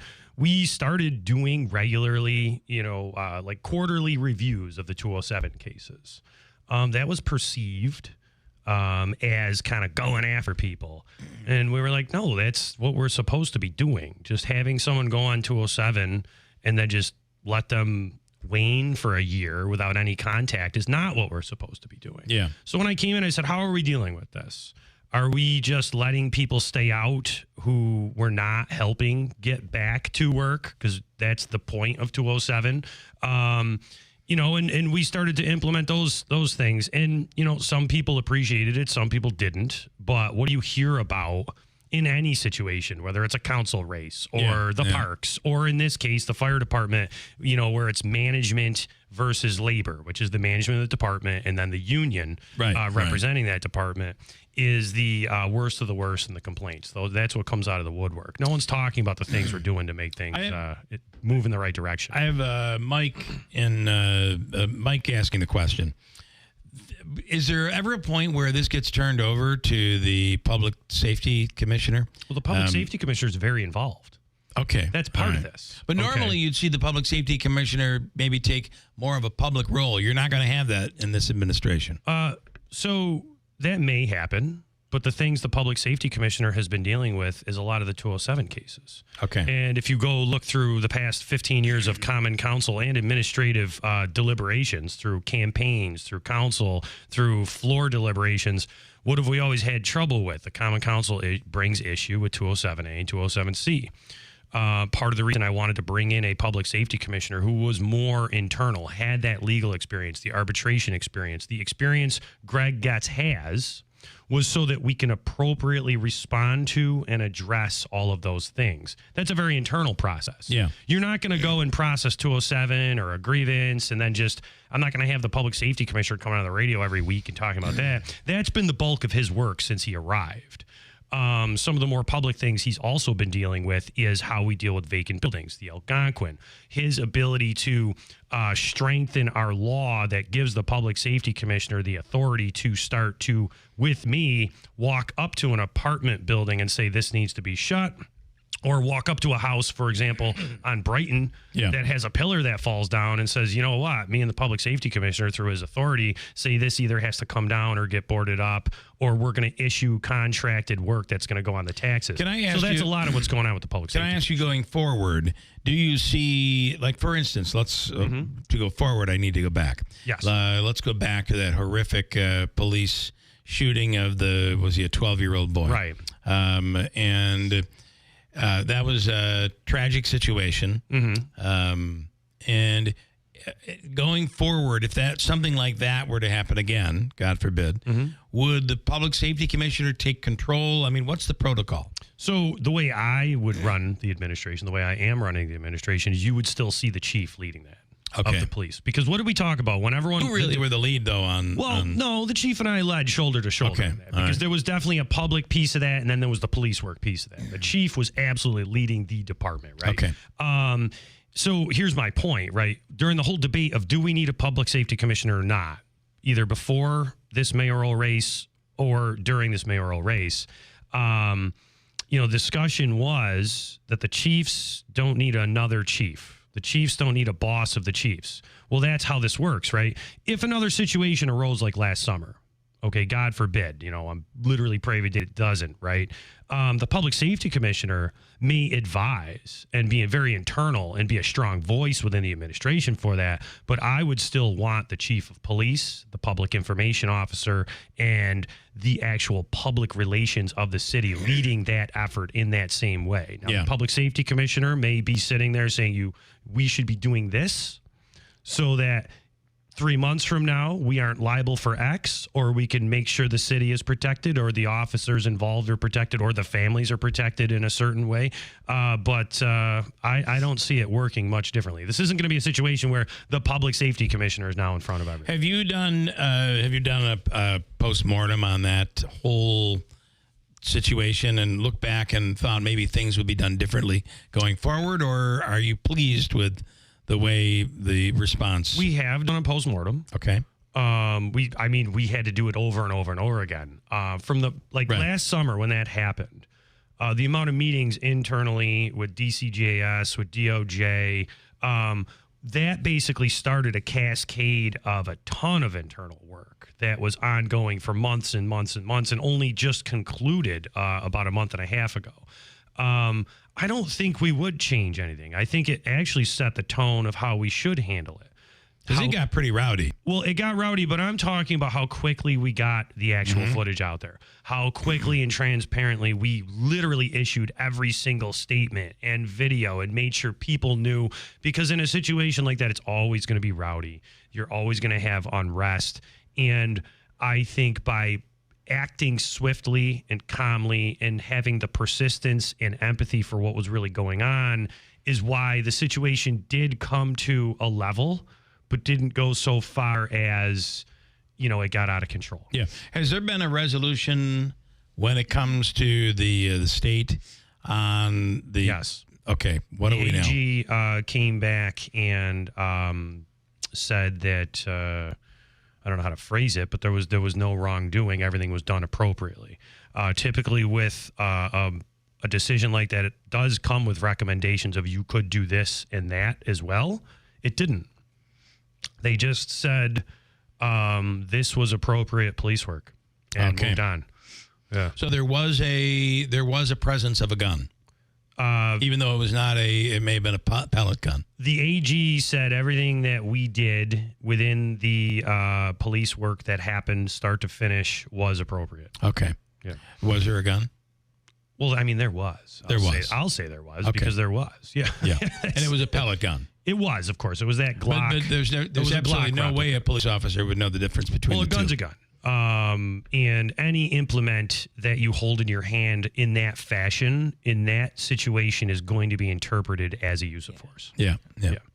Very unfortunate. There was a situation that happened. There are situations like this that happen across the country. I think there was one in Syracuse. Well, so here's the other thing I well. want to know. We just had the 97th Annual Police Awards for Utica Police. Yes. And countless, over and over and over again, probably double digits into the 20s, awards were given to police officers and their command staff and their,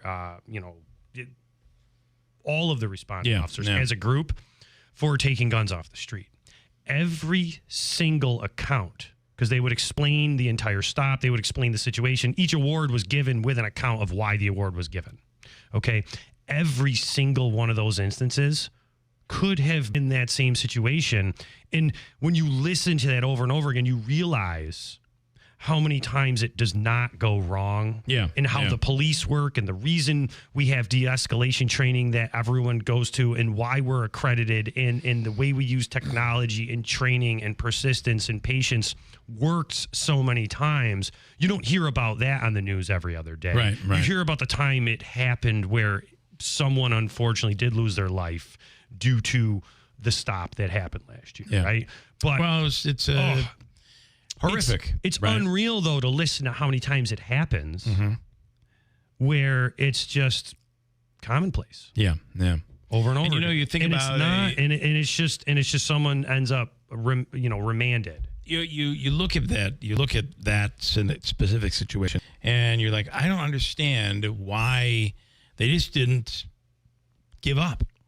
I mean, but you're dealing with a 12-year-old. That's the problem. It's one thing dealing with adults, and that ain't easy. But when you're dealing with children, but that's what I'm talking about. A lot of those awards I'm talking about that we're giving out were juvenile stops, and typically they do give up. Typically they do say, "Okay." And you're right. And what you're saying is that most times it is end, the case. and no one talks about it. Exactly, and no one ever talks about the hundreds of successes a year, right? Where we are stopping people taking guns off the street. Yeah. And it is a situation where they're remanded to family court or teen accountability court and potentially, taking the steps to not do that again. Yeah. Stefan Rybitsky is in. He's going to ask you a few questions. I hope you ask me about the harbor that we're opening. He is. I'm going to ask you about that. He is. That's not the straw he drew. Oh, okay. All right. He is a resident who has decided he is not running for Common Council, by the way. Although he thought he was. First, though, on the phone, I have. Do you have headphones near you? Can you plug them? Yes, I do. Okay. Can we make sure, Davey, these are plugged in every morning so that somebody can throw them on? Because this ends up turning into this every single time. It's underneath the countertop. Okay. I see it. All right, we're good. Luckily, being a musician, a studio musician, he knows how to run a pair of headphones. Okay, Chris in Utica with a question for the mayor. Chris, you're on with Mayor Galimi. Hi, yes, thanks for taking my call. I was just curious about the body cam audio and video, if that was digitally forensically analyzed and if the public can be aware of the results if it was. So that I don't know the particulars of what the AG did, but they did state that was all done as part of, I'm assuming as part of the AG's investigation. The Attorney General's office did that. Right, Yeah. exactly. Yes. Okay, all right. Yes. Okay, Chris. But the public doesn't know the results. No, the public does know the results. The Attorney General's office did come out with a statement saying that every single piece of that stop, the investigation, and all of the police work that was done in accordance with policy, and no policies were broken. Okay. And that So pertains to every single piece of it, how body cam footage was collected, analyzed, and turned over. Okay. So where would to review this analysis? I would have to that refer would to my be office and go to the AG. Yeah, I'd have to figure out where the AG's office would actually have that posted. Most of that stuff is posted on their website. It is. I I just don't have the exact place for it. I apologize. All right, But yeah. Chris. Thank you. We have Stefan. What's your question? What do you have? Well, Hold on. I'm wondering. Go ahead. I'm wondering what's going on with the Algonquin building across from Obelston. is it going to be closed up? And it's a disaster in there. What will be the future? No, of so it? we just had our day in court on the 20th. We did not walk away with the exact decision we wanted. We wanted to walk away that day with the ability to say we've already given everyone over a month through the condemnation process at the local level. People are living in there with no water because the building turned the water off. What effectively happened was the courts said, you can do this, but you got to give them some time, right? So we're just taking the action where we just had a meeting on it yesterday because the court case was the 20th. And we will be boarding it up. The deadline is 2 weeks from today, actually. So we're going to give the remaining tenants or people in the building, 7 days effectively to gather their things, and then we're boarding it up. And that's just all there is to it. We're going to do most likely bottom 2 floors, and then we are coming up with a plan for the fire escapes as well, because effectively what we want to make sure is the building is secure. End of the day, there's a reason why background checks are done, why they do interviews when people hire someone, right? Or when communities bring in developers. Yes. Which brings me to Genesee Street and that developer. Any progress there? So if you're talking about the Kempf building, yes, the only progress we have is kind of a regression on what they were afforded from ESD, but this is actually progress. So there was $750,000 attached to that building from Empire State Development through the prior DRI award. That is both awarded by the state and controlled by the state. It's not a city decision once the DRI is awarded. Yeah. They did rescind that at the end of February. Due to that, we're hoping that's a catalyst to more conversations. We did incidentally have that developer in the building for another site because they are the owners of where O'Reilly Auto is and the Dollar General is opening. Boy, they got to buy up a whole bunch of stuff, didn't they? Yes, they did. And then say they were going to buy up, like they were going to buy up part of WIBX Street, and that never happened. Right, and that didn't happen. So with Kempf in particular, we're taking internal actions to assess what's really going on. A lot of it's a matter of public record, like how much debt is out on the buildings, et cetera, et cetera, et cetera. Who holds the debt. So we're really assessing what the state of Kempf is, even though it's privately held, so that we can, again, meet with Bowers and say, what are we doing here? Because no different than the Algonquin, it's a situation where a privately held building in the hand of a developer, they've totally walked away. It's terrible. Well, it's not just terrible. Okay. It's more than terrible. So this is a situation where in that particular this is something where I'm meeting with our IDA and saying, if there comes a time where the city, even though this is privately held, 4 pennies on the dollar, could purchase that building so that it then can be put in the hands of somebody who is going to actually do the facade work, get the boards down, and actually open up the storefronts again because the building is gutted. That's really what I want to see. That's my vision for how we could potentially resolve that, because I don't see the developer doing anything with it, period. I want to. I know there's something positive you want to talk about. Final from the Stanley Theater Studio, WIBX Utica, Rome, W295EI, WIBX 950 and 92.3 FM, a Town Square media station. A vigil in Washington. I'm Dave Anthony, Fox News, where a makeshift memorial grows for Sarah Milgram and Yaron Lashinsky, the couple who worked at the Israeli embassy, shot dead Wednesday night. She got this dream job at the Israeli embassy, working in the civil society department, really trying to build a better world with love. National Council of Jewish Women CEO Sheila Katz. The accused gunman who chanted Free Palestine when arrested is charged with murder. More charges could be coming. We're going to continue to investigate this as a hate crime and a crime of terrorism. Acting U.S. Attorney Jeanine Pirro. A crackdown on Harvard University intensifies. The Trump administration is blocking Harvard now from enrolling international students. Homeland Security Secretary Kristi Noem tells Fox. They have promoted and allowed violent activity on campus. They have allowed anti-Semitism, participation with CCP in Chinese infiltration. Harvard calls the new order unlawful after suing the administration to lift an earlier block on federal grants to the university. Exactly 1 week after a jailbreak in Louisiana, 5 dangerous fugitives remain on the run. Fox's Nate Foy in New Orleans also reports a 4th person's been arrested. Connie Whedon, she's accused of contacting fugitive Jermaine Donald, who's accused of murder, before and after the escape. Authorities say that she also sent him cash on a phone app. She's now the 3rd woman arrested after the escape. A source tells Fox the other 2 are girlfriends of 2 of the fugitives. A jail worker is also charged with helping the 10 inmates break out last week. 5 have been captured. President Trump's busy posting on Truth Social this morning, first announcing a new prisoner swap between Russia and Ukraine as he pushes for a ceasefire to stop their war, and then came tariff threats.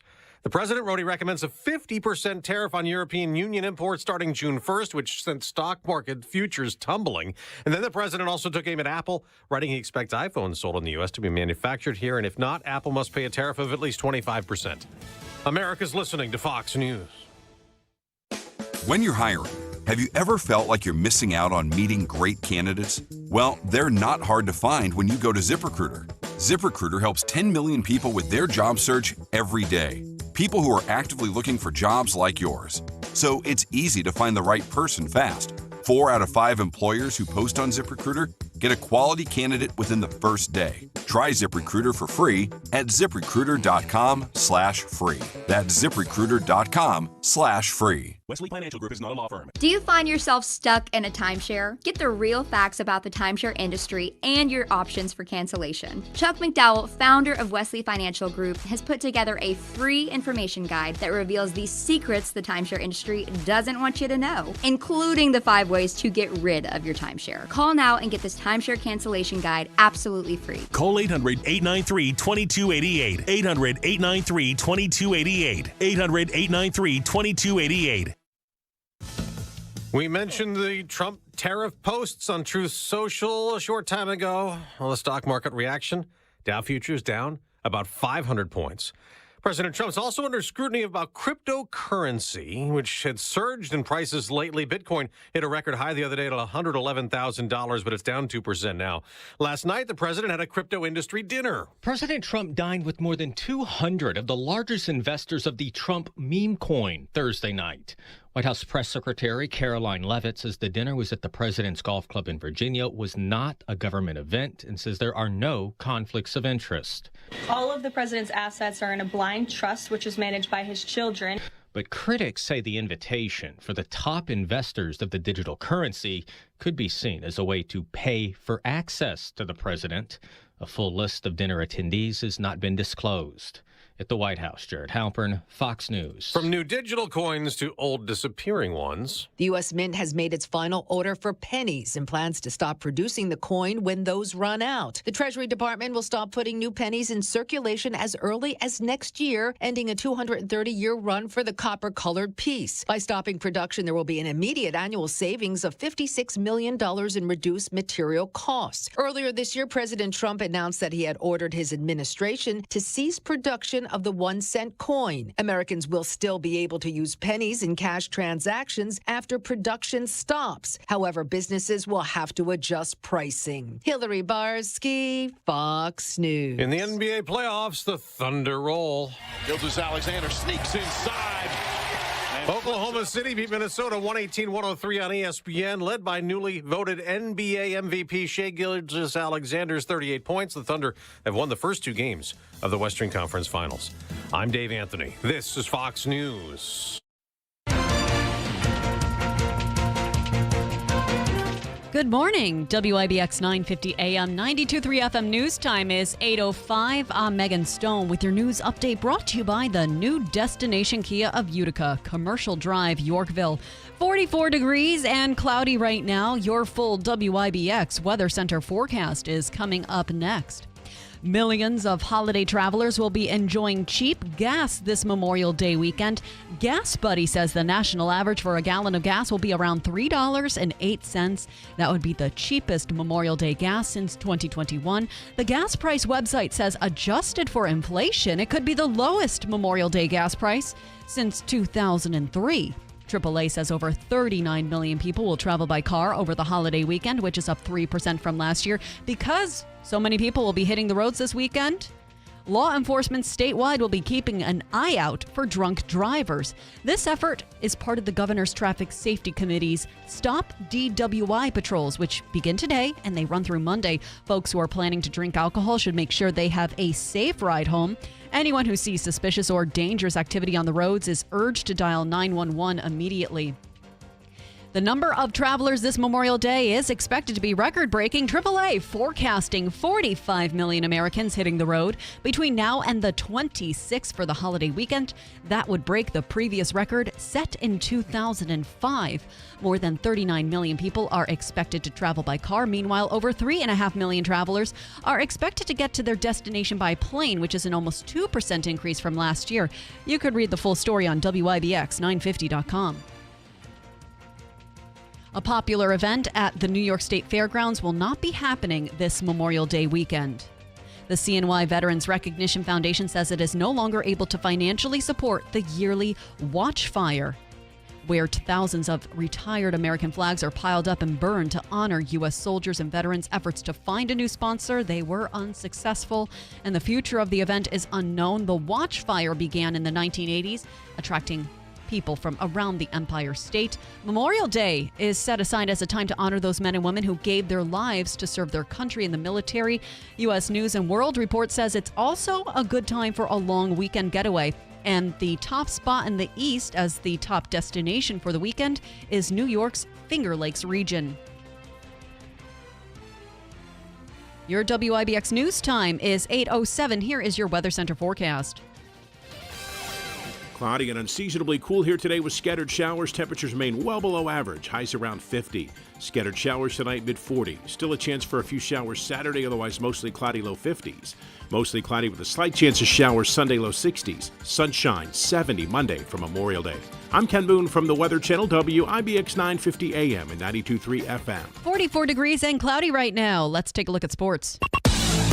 Brought to you by the IBEW Local 43 Sports Desk. The Syracuse University's men's lacrosse team returns to the action this weekend as they look to get a step closer to the national championship. They're taking on Maryland in the Final Four of the NCAA Division I tournament at Gillette Stadium in Massachusetts. The contest begins 2:30 p.m., and the winner goes on to face either Cornell or Penn State. Thunder taking control of the Western Conference Finals. They cruise to a 118-103 win over the Timberwolves, taking a 2-0 series lead. They face off in Minneapolis for Game 3 tomorrow. In the Eastern Conference, the Knicks hosting the Pacers tonight. They do lead the best-of-7 series 1-0, following a thrilling 138-135 overtime in Game 1. Yankees sweeping their series against the Rangers, earning a 1-0 victory in the finale from the Bronx. They have won 4 straight, leading the AL East. They visit the Rockies for a 3-game set tonight. Mets beginning a 9-game homestand tonight, hosting the Dodgers for a 3-game set. Right-hander Griffin Canning is expected to start. John Pack sitting atop the leaderboard of the Charles Schwab Challenge. Pack shot a 7-under-63 in the opening round of the tournament at Colonial Country Club in Fort Worth. Patrick Rogers, Matt Wallace, and J.J. Spawn are among several players tied for second at 4 under par. The NASCAR Cup Series back to regular season tomorrow or Sunday. The field battles in the Coca-Cola 600. Christopher Bell earned a $1 million check following last weekend's win in the All-Star race. The driver of the number 20 car sits third in the standings, while Kyle Larson and William Byron make up the top 3. Chase Elliott and Ryan Blaney are 4th and 5th.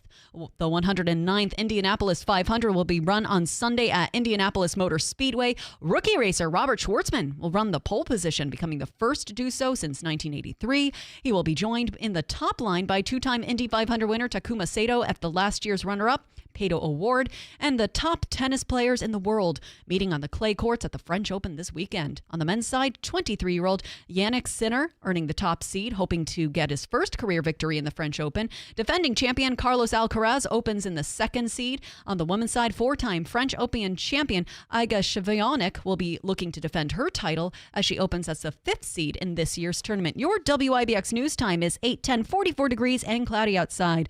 WIBX 950 AM, 92.3 FM. I'm Megan Stone. Mattress Express is proud to announce we have added Simmons Beauty Rest Black, Serta Eye Comfort, and Avocado, the big online brand, to our lineup in all of our stores. Go to mattressexpressny.com or call 1-800-NEW-BED. Wesley Financial Group is not a law firm. If you own a timeshare, don't miss this public service announcement from Chuck McDowell, founder of Wesley Financial Group. If you receive an unsolicited phone call or mail piece to discuss selling, renting, or especially canceling your timeshare, don't fall for it. If you really want out of your timeshare, hang the phone up immediately or throw that mail piece in the trash and contact your timeshare resort or Wesley Financial Group for assistance with your timeshare. As the only Inc. 500 timeshare cancellation company, our knowledge, experience, and results has made Wesley a trusted resource for over 40,000 families we've helped get out of their timeshare. Give us a call, and I'll send you our timeshare exit information kit free with the straight facts about your timeshare and all of your options for cancellation. Call for your free info kit, 800-771-1300, 800-771-1300, 800-771-1300. Not everyone who handles your personal information is as careful as you are, which might explain why there's a victim of identity theft every 5 seconds in the United States. Fortunately, there's LifeLock. LifeLock will monitor hundreds of millions of data points a second for threats to your identity. And if your identity's stolen, a U.S.-based restoration specialist will fix it guaranteed or your money back. Save 40% your first year with my name, Clay, as your promo code at LifeLock.com. LifeLock. For the threats you can't control, terms apply. Stop putting off registering for the 2025 Boilermaker Road Race because it's almost sold out. People are sprinting to Boilermaker.com to grab their racing bibs before they're gone. Reserve your spot at the starting line now and punch your ticket to the world's best post-race party, where there will be live music, drinks, food, and plenty of surprises. This year's Boilermaker will be bigger and better than ever, but the window to sign up is closing. So run, don't walk, to Boilermaker.com and sign up for one of America's most famous races. See you at the starting line July 13th. This is WIBX 950 and 92.3 FM. Established, reputable. News the Mohawk Valley can trust. In studio, of course, Beth Irons is our guest host here this morning. Good morning. Happy to be here. You'll be running as normal this weekend. This will be a big weekend. Yes. Yeah. Yes. It's also, like I said, if you haven't tracked down or nailed down what you want to put on the grill, come down, see us Saturday morning between 9 and 1. Do you have any plant people that come in, like with starter plants? This time of the year, yeah, starter plants are big. Yeah. And we do have some. We have a microgreens grower that's with us, and we have several of our farmers are on site because they have greenhouses, the greenhouse growing ability, and we do have some salad greens. And of course the value-added product. But the big thing this weekend is if you haven't figured out what to throw on the grill, come talk to our meat producers. Yeah, they will give you some beautiful stuff to put on the grill. Local meat. Yep. Yeah. I was thinking about getting involved in the farmers market and setting up a stand. We have a pretty large production of weeds in our house. We grow them. Well, you know what the definition of a weed is. It's just a plant that's growing in the wrong spot. Okay, well... So everything has a purpose. It is true. That's one kind of weed, I'm assuming, where you're going. I don't know. No, I was going the dandelion route, so some are but I appreciate that. Well, listen, the dandelion, it is interesting to watch as you drive through neighborhoods and you see completely plush green lawn, dandelion-filled lawn. And you know which one is spending the extra money on who's a customer of ChemLawn and who isn't. Yeah, that's exactly it. So well, dandelions are the first foods for our pollinators when they come out of hibernation. It is true, and there is a story I was reading the other day about how losing dandelions and it's bad for the bees. It's a real problem for the bees. So in studio, Mark Donovan. Good morning. Good morning. Good morning. Good morning, Beth. Mr. Long time. Boilermaker, I know. Boilermaker, obviously race president, and we are, but it's really hard to believe that a month and a half is where we're going to be about. We're probably 2 months right now. Less than just under 2 months. Yeah. I can tell by my blood pressure. I can imagine. Where do we stand right now? Actually, we're in a very good spot.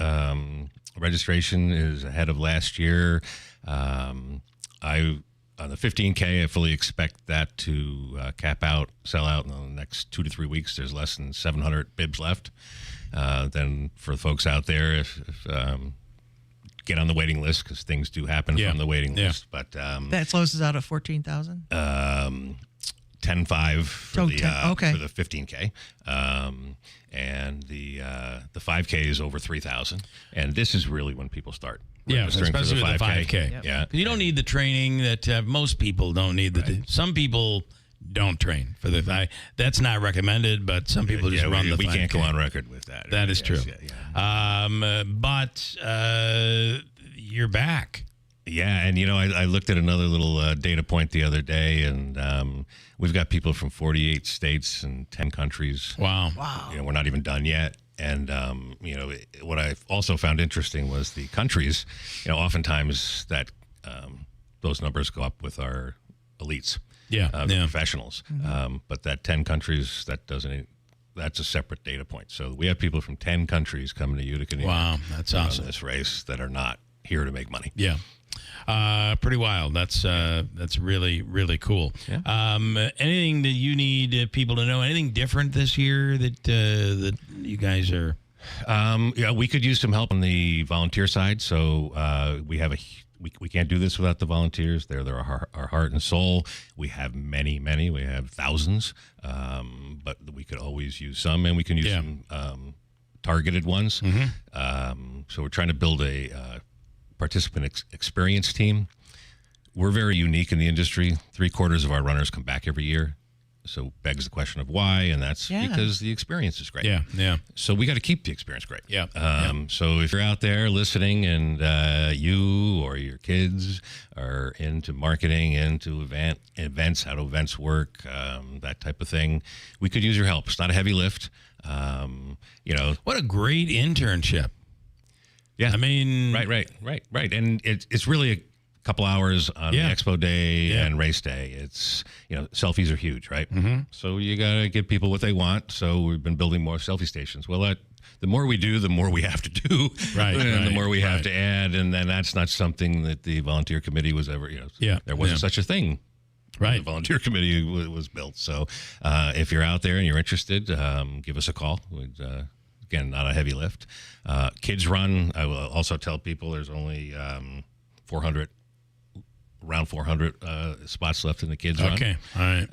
Which is a great experience. That's an awesome experience for kids. It's hysterical. It's uplifting. It's everything. Yeah. And it's pictures. It's like going to Enchanted Forest. The first time you take your kids to Enchanted Forest, you get all the pictures and all that. This is like that. I mean, but every year it's like every year you get to watch the kids progress. We see the kids come down to the market after they run the races. And a couple of years ago, we run a program, the Power of Produce program for the kids, where they get pop tokens that they can spend for fresh fruits and vegetables at the market. And you start to promote usually the week before a Boilermaker that if the kids come down after the race and they still have their race T-shirt on, they get an extra token. Oh, so instead of having $2 to spend on their fruit and vegetables, they have $3. Nice. So it's nice. It's a great weekend for the market. So thank you for having that special event that brings 50,000 extra people into town. Right. Yeah. Exactly. But the whole community benefits from it, and it's not just a race. It's a thing. It is. It's the experience, and the experience starts like Thursday. Right. Right. So. And we're community owned, really. Yes. Tim Reed would always talk about that, and so much so that be careful what you tell somebody they can and cannot do in the world of volunteers, because it is community owned, and it's like I do this every year. You can't. I have to continue doing this, and that's okay. Yeah, absolutely. But there is an ownership there that it's their Boilermaker just as much as it is anybody else's, and I think that is the difference between a race in Utica, New York, and other places around the country. Exactly. We've got volunteers that have, I think we're down to 6 perennial runners, meaning they ran every race. We've got volunteers that have volunteered for 40 to 46 years. Yeah. Wow. If somebody is interested, you go to the website. And you can go to the website, give our office a call. Love to talk to you. It's again, not a heavy lift. You look at the eyes of runners. You look at the eyes of kids, and their kids run. It's the same when you look at the eyes of the volunteers too. Yeah. All right, very cool. And of course, the 5K. I think that this is that opportunity to get in. Maybe you haven't done the training you wanted to do for the 15K. There's openings there as well. So absolutely. All right, cool. Mark, thank you so much. We appreciate it. Good luck. See you on race day. Yes. We'll talk soon. We're the power and power equipment. White's Farm Supply.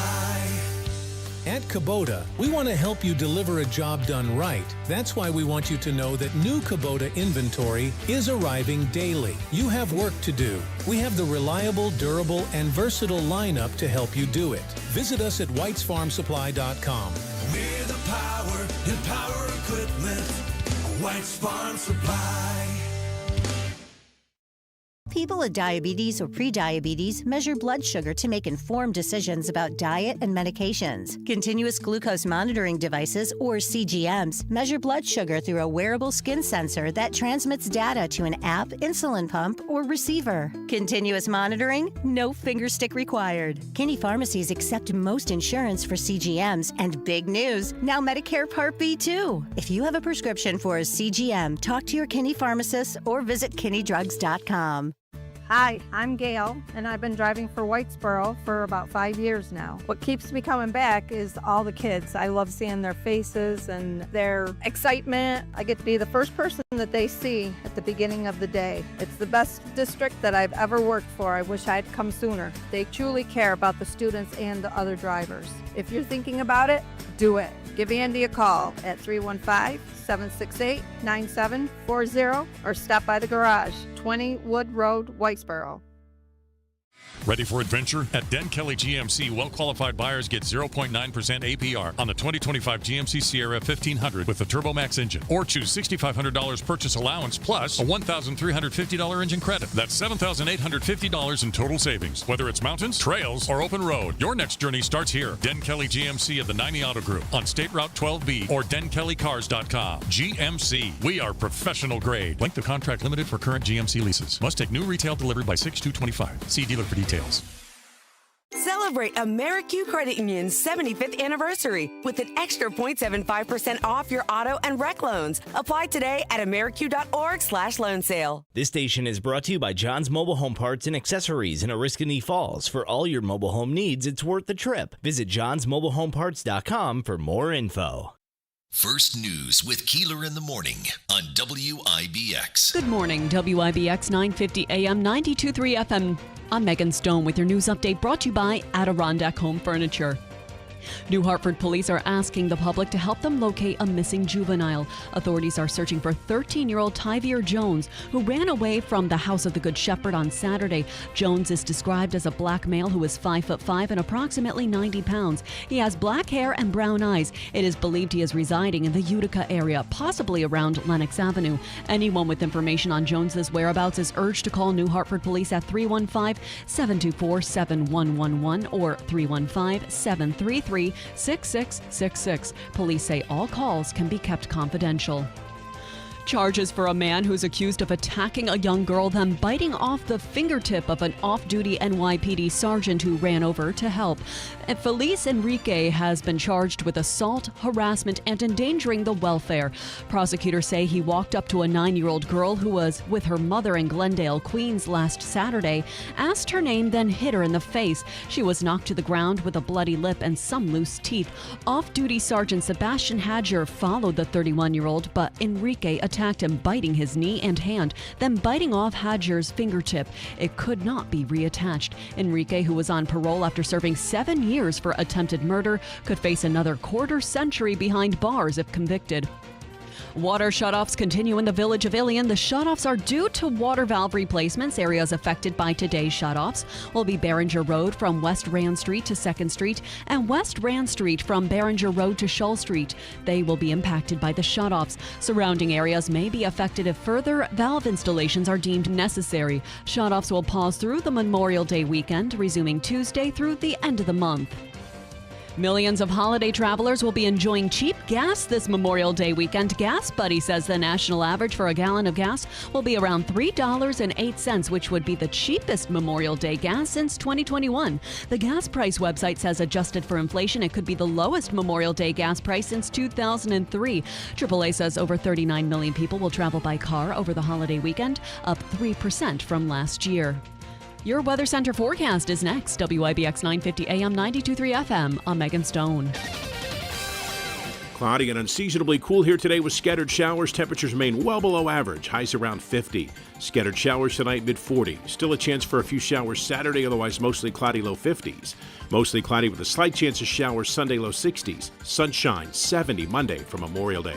I'm Ken Boone from the Weather Channel, WIBX 950 AM and 92.3 FM. Keeler in the morning. Live local news updates throughout your workday. I feel smarter when I listen. WIBX 950 and 92.3 FM. I'm going to keep going, Davey. No, look, don't you... I'll let Tim do the introduction. So who we have on the phone is Dr. Dan Welkons. He is with AMP Urology, and he is he's my urologist. Dan, doctor, good morning. Thanks so much for coming on. Good morning. Thanks for having me, gentlemen.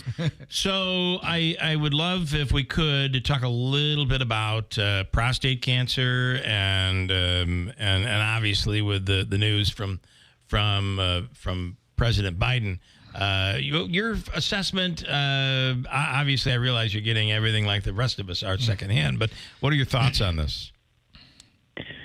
Yeah, I mean, I think we're getting a lot of questions from patients, very concerned, and it kind of brings prostate cancer to the forefront of, what's going on with men's health. And I think there's a lot of surprise that, a president of the United States could kind of be diagnosed with an advanced stage cancer that maybe, is something we promote screening for and monitoring. And so I think there's a lot of surprise and also a lot of concern. And I think most men that I see, regardless of their political affiliation, sort of feel that this is an important topic after seeing, this news, So I spoke with someone recently who said, I had my final colonoscopy, not mentioning the PSA test, but I'm assuming it's the same thing.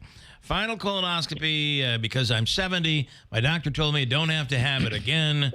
I don't have to do the prostate test anymore. I am done. Your thoughts on that? Yeah, and I think that's bringing this up, too, is that, the United States Preventive Task Force, which is kind of a panel of experts in the country that makes recommendations about screening, said, after 70 or 75, you don't need to screen for prostate cancer anymore. There are factors that can kind of, change that, but in general, men after 75 really are not always being screened for prostate cancer. And there's a lot of reasons for that. I think, like you guys might have seen in the news, the last time President Biden was tested for PSA was back in 2014. And so he was 71 at that time. And since that time, there was really no other screening. And in general, the thought behind that is most prostate cancers are going to be slow growing, and they're not going to grow quickly or metastasize or essentially be a clinically significant issue after the age of 75. However, this is the perfect example of how it can be, because he essentially presented, I guess, with a nodule in his prostate and some urinary issues, and lo and behold, they did some imaging studies and found it has metastasized to his bones. And it takes quite some time to get to that point, right? Absolutely. So it's usually, in most cases, there are, there's always these rare scenarios where a cancer spreads very quickly. Also, we don't know the data on this, but some of these cancers of the prostate do not express a lot of PSA, which is kind of terrifying. So people can show up with a low or age-appropriate PSA, but actually have metastatic cancer. Okay. So, wow. So, but he had a Gleason score of a 9 out of a 10, which is this is not high, good. which is high, and you would think, you said, depending on certain circumstances and conditions, one would think being vice president and then president of the United States might be a circumstance. That could be important. I would think. Yeah. I mean, the way I usually counsel people is if I think, if someone's in pretty good health, or I think, because different people, some people are 75 and look amazing, and some people are 75 and look like they're 110, so you kind of have to age adjust things a little bit. But I agree with you. I think the first surprise is you would think someone in that position would kind of have a battery of tests regardless of recommendations just because of how important they are. Just shocks. It's shocking, I think, for... well, listen, I got to tell you, we're in an era where shocking isn't so shocking, it seems, these days. Shocking is normal. What is the message to, by the way, I'm about to, my family doctor has scheduled my PSA. Listen, tell me, because I was told it's 3 weeks with no monkey business, if you will, is how I think he might have said hanky-panky. I'm not sure how he described it, but it never used to be that long. It used to be like 3 days. Now it's 3 weeks. Can you talk about that? I think, there's different recommendations for that. In general, for most people, it's not going to affect the PSA level. But for some, we might see that it does. I think, 3 weeks is probably on the longer end of things. I usually counsel patients about a week or 10 days. Okay. But you're going to hear various things. And also, different people have different sort of responses. And so PSA can be elevated in some people and not, regardless of hanky-panky. Right. It's a medical term. It was a very medical That's term. why I became a doctor. Tim and I have Real Men Get Tested for Cancer, and it was both inspired for both of us by a bout, and now me, a second bout with cancer. So it is important to get tested, and if you could, there is this belief that finding out is more traumatic. As my wife said last night, that's because these are men. Women could handle it, men can't. Finding out that you have prostate cancer and being told, but don't worry about it, it's slow moving, you'll outlive this, can be so traumatic on some people that it has a negative effect. That is a theory. I'd love your opinion on it. I think it's a great point, and clinically, I see it all the time in that, not for everybody, but I think, men in general, there's a reason why single men do not live as long as married men, because, I think in general, men tend to maybe, and this is just a generalization, maybe don't think about their testing and their health or organization of that in ways that some women do, and I think that in general you're going to see a lot of men almost not want to know, right. and I hear that from them all the time, is they'd rather not know because of just the mental load and the quality of life issues that might come after that. But that's why I think what Real Men Get Tested is so important, because it kind of puts it out there that maybe men might ignore that, but it's so important because these cancers, if like you already mentioned, is this probably was most likely was growing for a while in Joe Biden. If these cancers are found early, in a lot of cases, it's treatable, and so that's why it's so key. Real Men Get Tested, any sort of initiatives to really sort of put it out there that, maybe you haven't been focusing on this, but it's important, is really great for the, community. Finally, I do want to ask you a question from a listener who's saying, is there a chance that this over the years had spread to Biden's brain? That is because we've seen a decline in him, especially over the last 2 years. Does prostate cancer spread that way? It can in very rare circumstances. And in general, though, when you have a metastasis to the brain, you're usually seeing maybe not just because, there's concerns maybe of his cognitive status, but maybe neurologic issues. And I would think that would be, recognized quite early. Conspiracy theories aside, I think that in general, this is the issue with prostate cancer is that it's usually asymptomatic, even when it's metastasized. So a lot of guys we're counseling say, wait a minute, you just told me I have prostate cancer. I feel totally fine. Yeah. How can that be? And I usually tell them, if you have prostate cancer and you have symptoms, we're in trouble because by the time you're symptomatic, it's really pretty far advanced. And even in President Biden, I suspect he was asymptomatic, even, despite everything, before this. Yeah.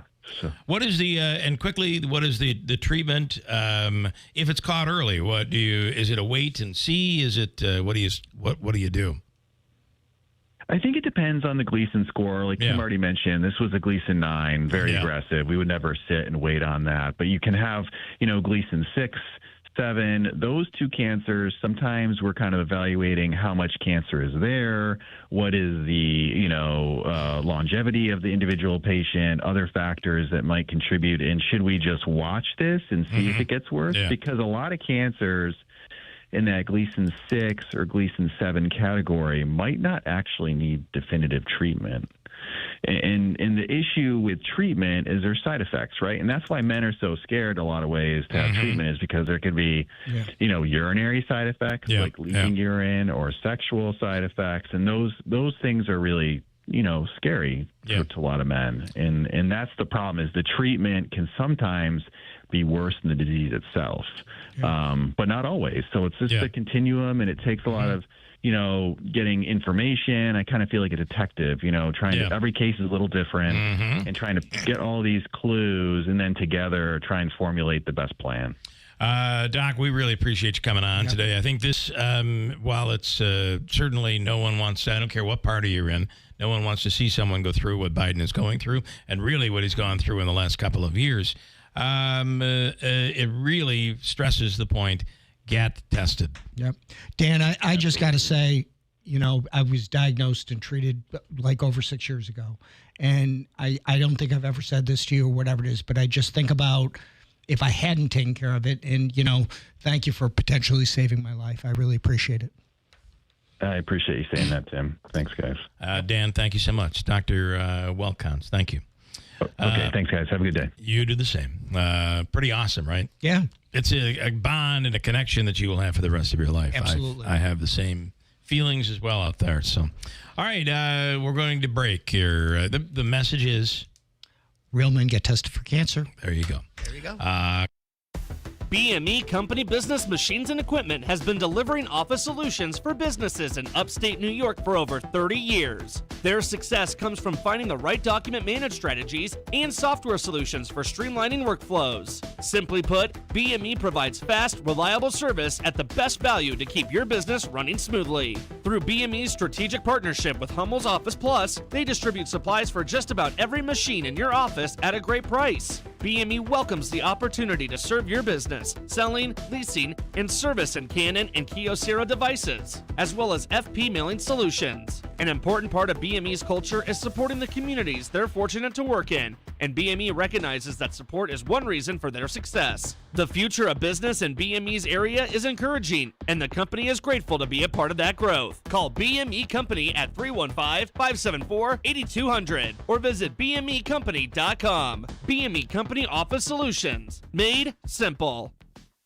At Steve Pawnee Chevrolet in Herkimer, we proudly salute those who serve. Right now, military members, active, reserve, or retired, can receive an additional $750 rebate as our way of saying thank you. Looking for a powerful new Chevy truck? Check out the 2025 Chevy Silverado 1500 Crew Cab LT 4-wheel drive. Now with 0.9% financing for 60 months, plus a whopping $67.50 in total rebates. Or explore our huge selection of car Bravo certified pre-owned vehicles with financing as low as 4.99% for up to 72 months. Whether you're shopping new or pre-owned, together, let's drive to Steve Ponte Chevrolet in Herkimer, where it's always easy to do business. With approved top-tier credit through GM Financial, Silverado offer requires 2011 or newer trade-in and 2011 or newer Chevrolet in household. Must be active, reserve, or retired military. Taxes and fees due at delivery. Offers end May 31st. See dealer for complete details. Why do we say we bring the fun to your backyard? Because at Tucker Backyard Pools and Spas, that's exactly what we aim to do. And a fiberglass pool can bring years and years of backyard fun. A fiberglass pool from Tucker Backyard is more affordable now than ever. Plus, with durability, low maintenance, and of course, beauty, it's the perfect fit for your backyard. Come visit our unique indoor showroom, including 3 fully functional pools, giving you a full hands-on experience. Or try our new interactive showroom and design the pool or spa of your dreams. Interact, design, review, and save.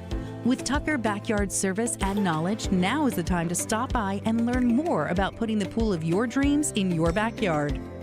Tucker Backyard Pools and Spas, 8086 Seneca Turnpike, 1 mile west of Big Apple Plaza. Online at tuckerbackyard.com. Visit Tucker Backyard Pools and Spas, Seneca Turnpike. We bring the fun to your backyard. First News with Keeler in the morning on WIBX.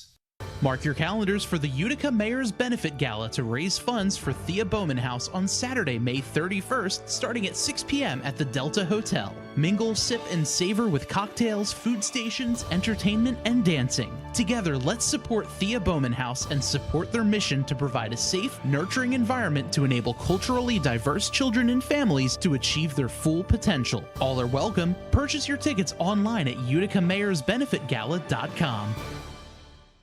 Now through May 31st, get up to $140 back by mail on a Bridgestone prepaid MasterCard. Get $70 when you buy a set of 4 eligible Bridgestone tires. Get an additional $70 when you make an eligible tire purchase with your CFNA credit card. Subject to credit approval, restrictions apply. See Tallman's Tire and Auto Repair with locations in Utica, Yorkville, Rome, and Herkimer. Learn more at tallmanstire.com or bridgestonerewards.com for details.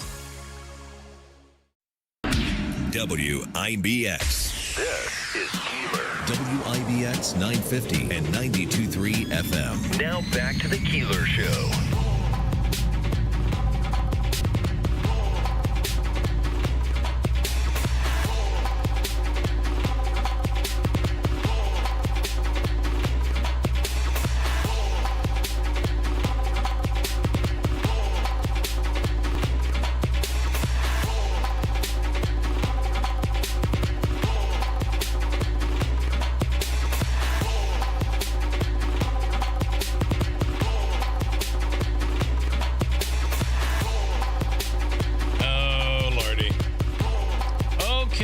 Studio here this morning as guest host. It's kind of like a little reunion, a little throwback.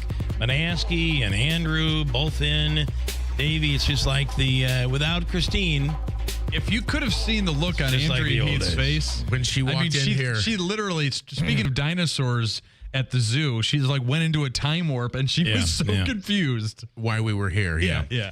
Well, and Bill, they say, what's the song lyric? Things aren't as good as they used to be and probably never were. Well, that's a Will Rogers quote. Well, I dispute that in our case. Yes, it was even better than you. It was better than we remember. Yeah.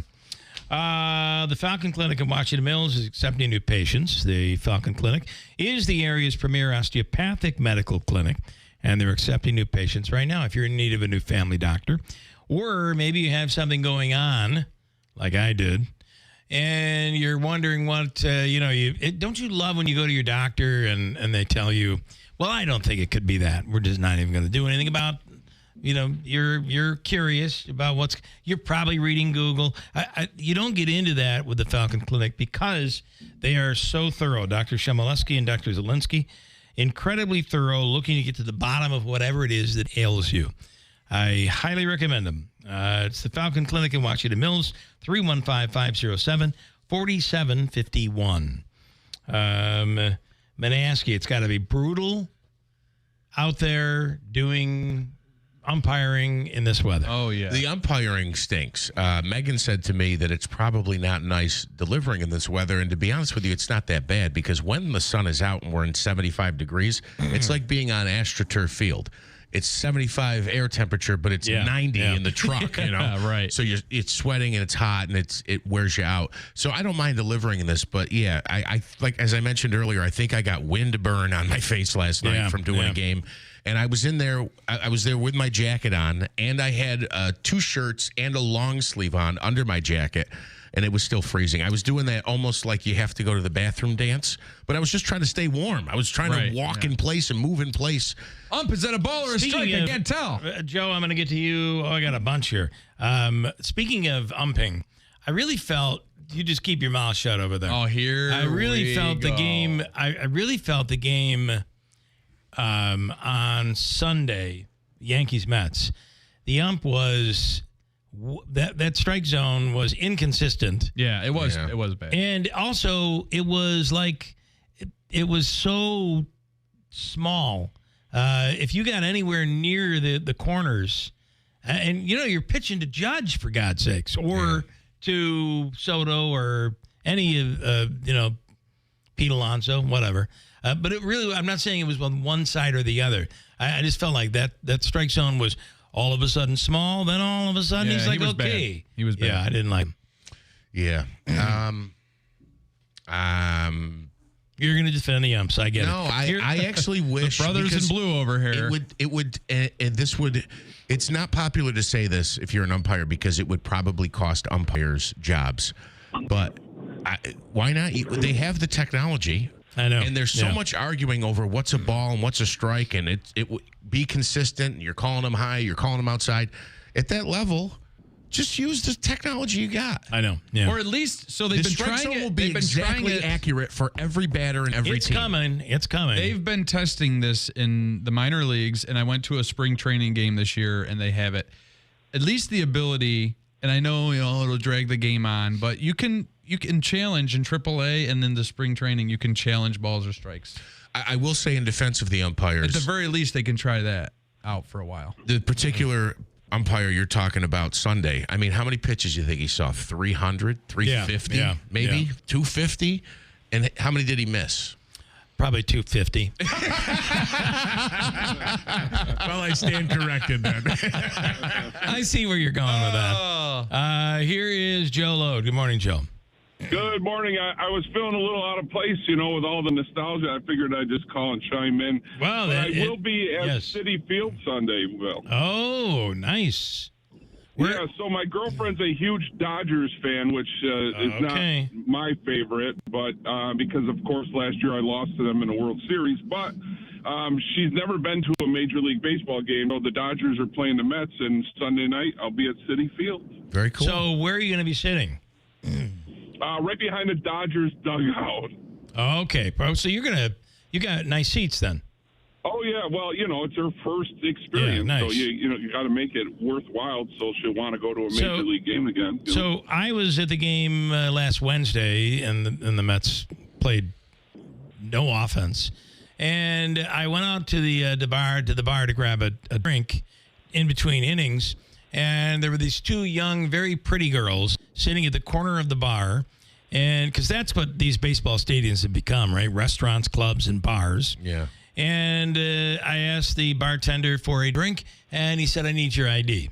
Oh, jeez. And the two very pretty, probably 24-year-olds were like, "You are going to ID him?" And I'm like, yeah. I said, we'll wait until you get a little older. Yeah. You piece of garbage. And by the way, it's worse on women than it is men. So good luck. Yeah, exactly. Good luck with that. Exactly. I was always ugly. I still get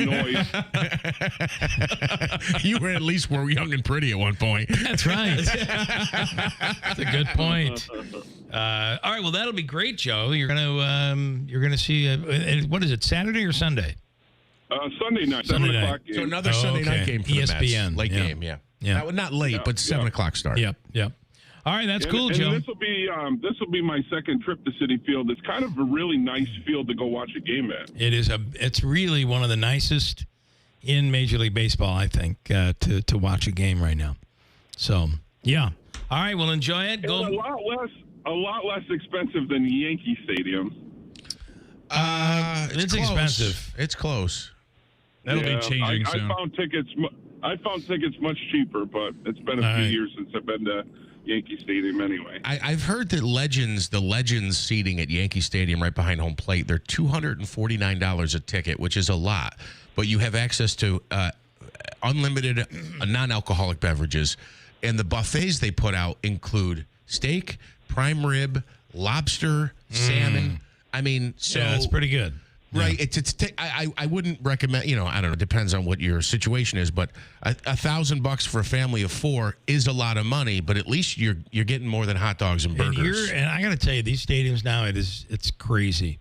The foods they're serving and it's unbelievable. On the West Coast trip for the Yankees games, you could see there's like a waiter that would come like I think in Oakland or maybe Seattle, I forget which one. They had waiters coming to people behind the home. That's Citi Field. Serving them. You don't even have to get out of your seat. They do that too. Yeah, they come right to you. And I hear Soto wanted 10 unlimited Legends seats tickets a game, and they wouldn't give it to him. So. All right, blah, blah, blah. Okay, thank you, Joe. Thank you. Have a great day. Have a good one. Lucia, you're on. Good morning. Lucia. Good morning. Andrew is back. Yes, that's right. I missed you too, Lucia. I do not know, Mr. What did you say? What? I said I missed you too. He missed you. I bet. I bet. But you're good. I missed you. I mean, Lucia, Jeff's a New York Mills guy. He's like the mayor, the honorary mayor of New York Mills. Yeah. I'm not. Who is that? Who's that? It's Jeff Manansky. No, not you. No, I'm not the mayor of New York Mills. Not me. Okay. No. But I want to say hello to Mr. Manansky. Yes. I don't think I know him. Do I know him, Bill? I think you do. Yeah, you've met him before. Yeah. Anyway, hello. He's not very memorable, apparently. So, well, not for Lucia. No. Is Bill Keeler there? I am here. Good morning. Bill is there. Bonjour, Lucia. Well, listen. What I wanted to say. I wanted to take your call and let you say hello to these guys because they're not normally here. So, pretty wild. Right. So that was great. And you went to all this games, Bill. It's so exciting, Well, we went to one game and it was not exciting. It was actually depressing, but it was pretty cool still to be there and see. Oh, you went to Friday's game? No, we were at Wednesdays, last Wednesdays. Why depressing? Your team lost? Why depressing? They lost. Oh, sorry. But you were there, so what? Yep, They you're right. They'll win. You're right. Tel Aviv, That's what, as my wife said, suck it up. Come on, you were there. I've never been to one of those games, but I don't understand anything about any sports like that. Well, it's good times, so. But you know what I was? Where were you? I was at the cathedral in New York City, going to the mass in the morning on Sunday, to a regular mass, right? On the other side, there was a woman running, only her and me, trying to get to the mass. Guess what happened? When the woman, I said, oh, she's running too for the mass, I'm sure. Yeah. So she got in the back of the church. We got in. There were all the stuff, they program on TV, and you don't pay attention in New York. You just go. So I go inside, and all these people are sitting, so I'm rushing to sit down, right? Yeah. The lady went, and she was, what's her name? Brainstainer? What's his name? Help me. Who was it? Branston? Brainstainer? Yeah, no, Brainstainer. Steinbrenner? The big coach. Yeah. Well, it can't be. She went to him, and he hugged her. It was his wife. Oh, for me, I look, the Steinbrenner, Hale Steinbrenner? Hale Steinbrenner's wife. Wow. Yeah. So he hugged her. I kept going. Yeah. I went to look for a seat, right? Oh, it's packed. I go towards the front, and guess what happens? In New York, you go, no matter how packed it is, I want room to sit down. There is a little room. So I said, excuse me, to somebody. Yeah. And the guy moved. He moved, and I went to sit down.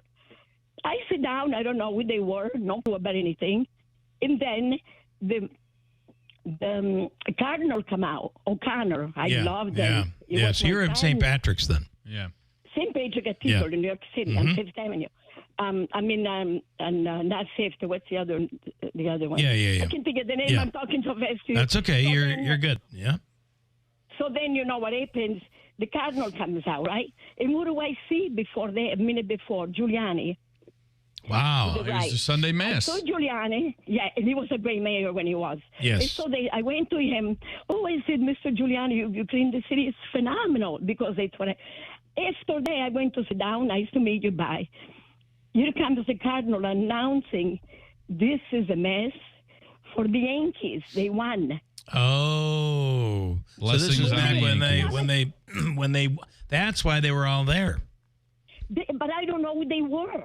So Well, they're the Yankees. They're the Yankees. I don't know who they are either. It's just more importantly, I want to know what Lucia thinks about the first American Pope. I mean, this is monumental. That's a good question. Yeah. What do you think? Like, can you believe I'm with all these people here shaking? Yeah. And I'm just watching. Oh my God! I went home. My daughter said, "Mom, I saw you on TV." I said, "Oh, I don't like to be on TV." I hate it. No. Can you believe it? Being the Yankees? I can. Your luck. Crazy. I'm telling you, it's your luck, Lucia. So, what do you think of the new Pope? Oh, but you know what? He took come to my house. Clete Boyer. He was a Yankee guy, Clete Boyer. right? Yes. He invited in Cooperstown. He invited himself, Escagino, to come to my home. Yeah. Clete Boyer. Yeah. Can you believe it? I didn't know who he was. You know, incredible. So the Pope now, I think is a great Pope. Yeah. I hope he is. You know, he will be. Sure. I'm sure. He's a holy man. And we'll take it from there. We'll All see. right. We'll see what happens. All right, Lucia. Thank you, and great story about the Yankees. Love it. Yeah, it's true. Thank you, Bill. Okay. And Angel, good luck. Thank you. Mr. Monansky. Ciao. Good to hear from you. Ciao. All right. I wonder if Father Sean, being from Chicago, knows the Pope. Have you talked to him about this yet? We have. He does not know the Pope. Okay. But so the Pope's brother lives in Port Charlotte, which is just north of us, or in the same region. And it was so funny to see, like, on the news report. You know, it's just interesting that you've got, you know, his American brothers that are just kind of living in Florida and wherever they are. What is phenomenal is when you hear the Pope talk. Yeah. Like, he just sounds like an American. Yeah. Right? I mean, it's crazy. That's so foreign to see that. On the line. He's so domestic, it's so foreign. That's right. It's so foreign. On the line right now is Mayor Mike Galimi, who we were just actually talking about. And what's your question for the mayor?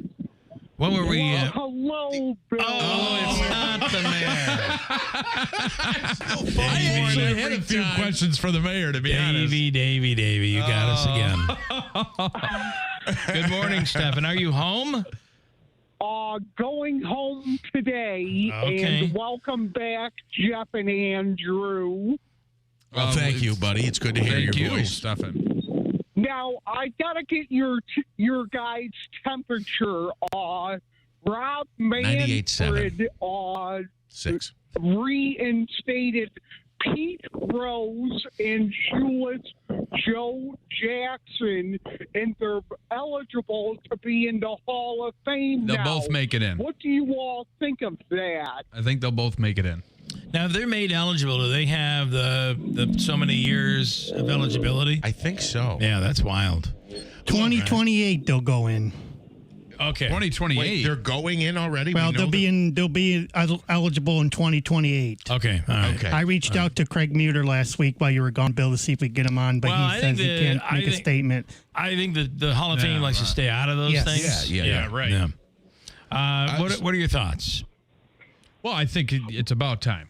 You do. Yeah. I think it's unfortunate in the Pete Rose situation that it's come after his death. On the Shoeless Joe Jackson, the allegation is, and I believe it was proven, I don't think it's an allegation, is that he was bribed and given money to throw the World Series. Why they would ever repeal and make him eligible is a stunner to me. I mean, that's the betting on baseball with Pete Rose. I get it. That's bad and bright, and people want to separate, well, he was a manager then versus what he did versus a player. But as a player, Shoeless Joe is alleged to have taken bribes to throw the World Series. I think that makes you ineligible. And did. Yeah, that's the other part. I mean, do we not take the game seriously? I think with Pete Rose's situation, and for the record, I think they'll both get in. I just don't, I'm not saying that I support Jackson in that situation. But with Pete Rose, he should have been given eligibility the day they started putting in kiosks to bet on games in the stadium. Yes, that's a good point, Andrew. The exact moment. Yeah, but players are still restricted. Yes, and umpires, too. Of course, there's a story of an umpire, a young umpire who... Yeah, that was just his buddy was on his account. Yeah. I am torn on this issue, to be honest. Pete Rose? Yeah. I'm also torn, and my point is I respect the arguments. I think you let it... From the Stanley Theater Studio, WIBX Utica, Rome. W295DI. WIBX 950 and 92.3 FM, a Town Square media station. New Trump tariff threats.